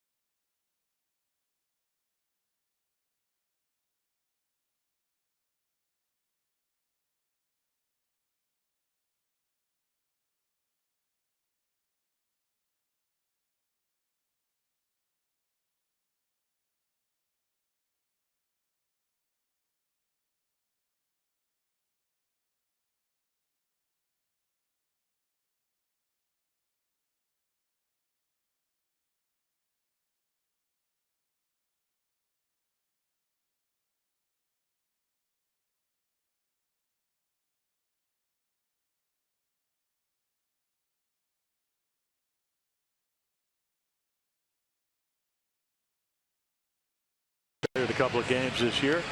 Fastball, cutter, everything moves. When he's on his games, last appearance was up at Boston, where he did give up a home run to Ramirez and Young. That was that 12-2 game that Wade Miley started. Again, low numbers, really the jack of all trades. He can start, he can pitch in consecutive days, and usually willing and able to give you innings. Yes. And those numbers not as good as he would like.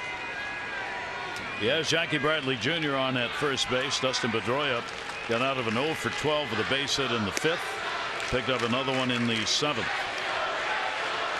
He's hitting 308 on the road coming into this game, which is the 6th best road average in the league. This game is not over. The Orioles and their power bats down by only 3. Pedroia to second base. Scope one. Hardy tough to get, but does. And the Orioles get the double play, and Worley finishes it off. No runs, 1 hit, no errors, and nobody left on base. Orioles with an opportunity. You got outs to work with. 5-2 Boston.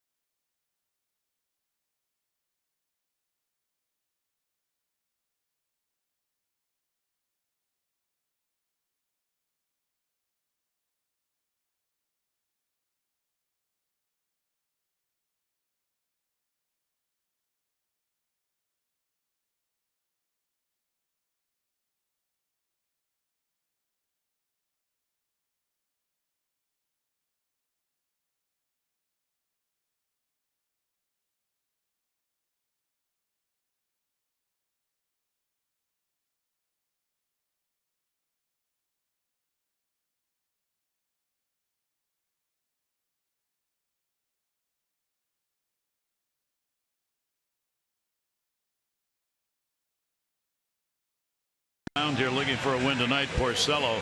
How much the game has changed. The O's 20-game winners 1963. Going back to that, there were 23 times Orioles had 20-game winners, 63 through 80. Jim on there, look at that, 8 times. Dave McNally 4, Mike Cuellar 4. 1981 through last year 1. Mike Boddicker in 1984. And what do they have in common with Porcello, who's going for his 21st win? Well, you come over to a team that plays real well, which is what the Red Sox have done. You kind of go with the flow. And the reason I say that, Dobson came over and did it for the first time. Torres did it for the first time. They'd be traded to Oakland. You know, of course, Dave McNally was here. He was here when I was here. Barber was the first guy that did it. Steve Barber, the sinker ball and left-hander. Manny Machado on a check swing. It's a strike called. 1-1. Our good friend Steve Stone, you know, comes over, wins what, I think 11 or 12 games. Next year he wins 25 and a Cy Young award. This year you're looking at a 20-game winner on the mound, and he's torn it up with no walks, 6 strikeouts so far. The National League probably will not have one. Scherzer, Arrieta, Lester all have won 17. American League, Jay Happ's got a chance. He's got 19. Corey Kluber's got 17. High heat gets him. 7 strikeouts. Yeah, I think Manny's still bothered being hit over swinging. And Porcello takes advantage of it. You know, he chased the second strike, and you know, you get a feel guys are, you know, they want to do some damage. And again, if they'll swing at balls, that's what you throw. And he's able to get him out by staying out of the strike zone. It doesn't happen too often to Manny Machado. After his 7th career complete game and his 3rd one this year. Boston after their 9th overall. Well, you're right. I mean, it's almost like there's a curfew on restaurants, you know, and if you're not going to eat in the clubhouse, you know, you got to not only finish the 9th, go shower, ice your arm, and be at the restaurant by 10. That's the way he's been pitching all night long. It certainly has. Mark Trumbo, RBI double, 4th inning, the Orioles' first hit of the ball game. Trumbo lines that one to center field, hit hard, going back Jackie Bradley Jr., and he's got it. See, that's why you play deep. You know, again, if you're playing shallow in this ballpark, you run out of room. And of course, actually, it seems like there's a little bit more room at Fenway Park when you get to that triangle. I mean, straight away center is only what, a 386, and then the high wall. But he's almost playing a couple of steps, so that's a pretty routine play. Wright has 4 complete games. Price, Porcello, they picked up a couple. 6 pitches, 2 outs here in the 9th inning. Davis 0 for 3 in the ball game. And the Red Sox, just in case, take the bunt away. Chris will take it inside. See what he's been able to do to Chris Davis, who's been struggling other than the home runs this month, is just be able to run the ball in on him. So he goes slow, really away, and then just right there, trying to do it. But again, that's how you pitch the power hitters. If they like the ball out of the plate, you try to crowd them. And when you're pitching well, you usually can do it. Davis waiting on a 2-ball 1-strike delivery in the air left center field this time. Jackie Bradley Jr. back, and ball game is over. And again, you don't play deep. You don't catch that ball. Made it look routine. Complete game. Porcello gets it. The Red Sox come away with a 5-2 win. Porcello is now 21-4, 11 straight games, 7 or more innings pitched, and given up 3 or fewer runs. So the Red Sox get the first one and increase their lead to 4 over the Orioles for the division lead. Tomorrow, Kevin Gausman on the mound, game 2 against Eduardo Rodriguez. Coverage on MASN, 6:30 O's Extra, presented by Southwest, followed by our game coverage at 7. This has been a MASN presentation. Tom and Rick O's Extra coming up right now. Monday, the loss. He is 9-6 on the year. Great defensive plays on both sides in this one. For Jim Palmer and all of our crew, I'm Gary Thorne. Adieu.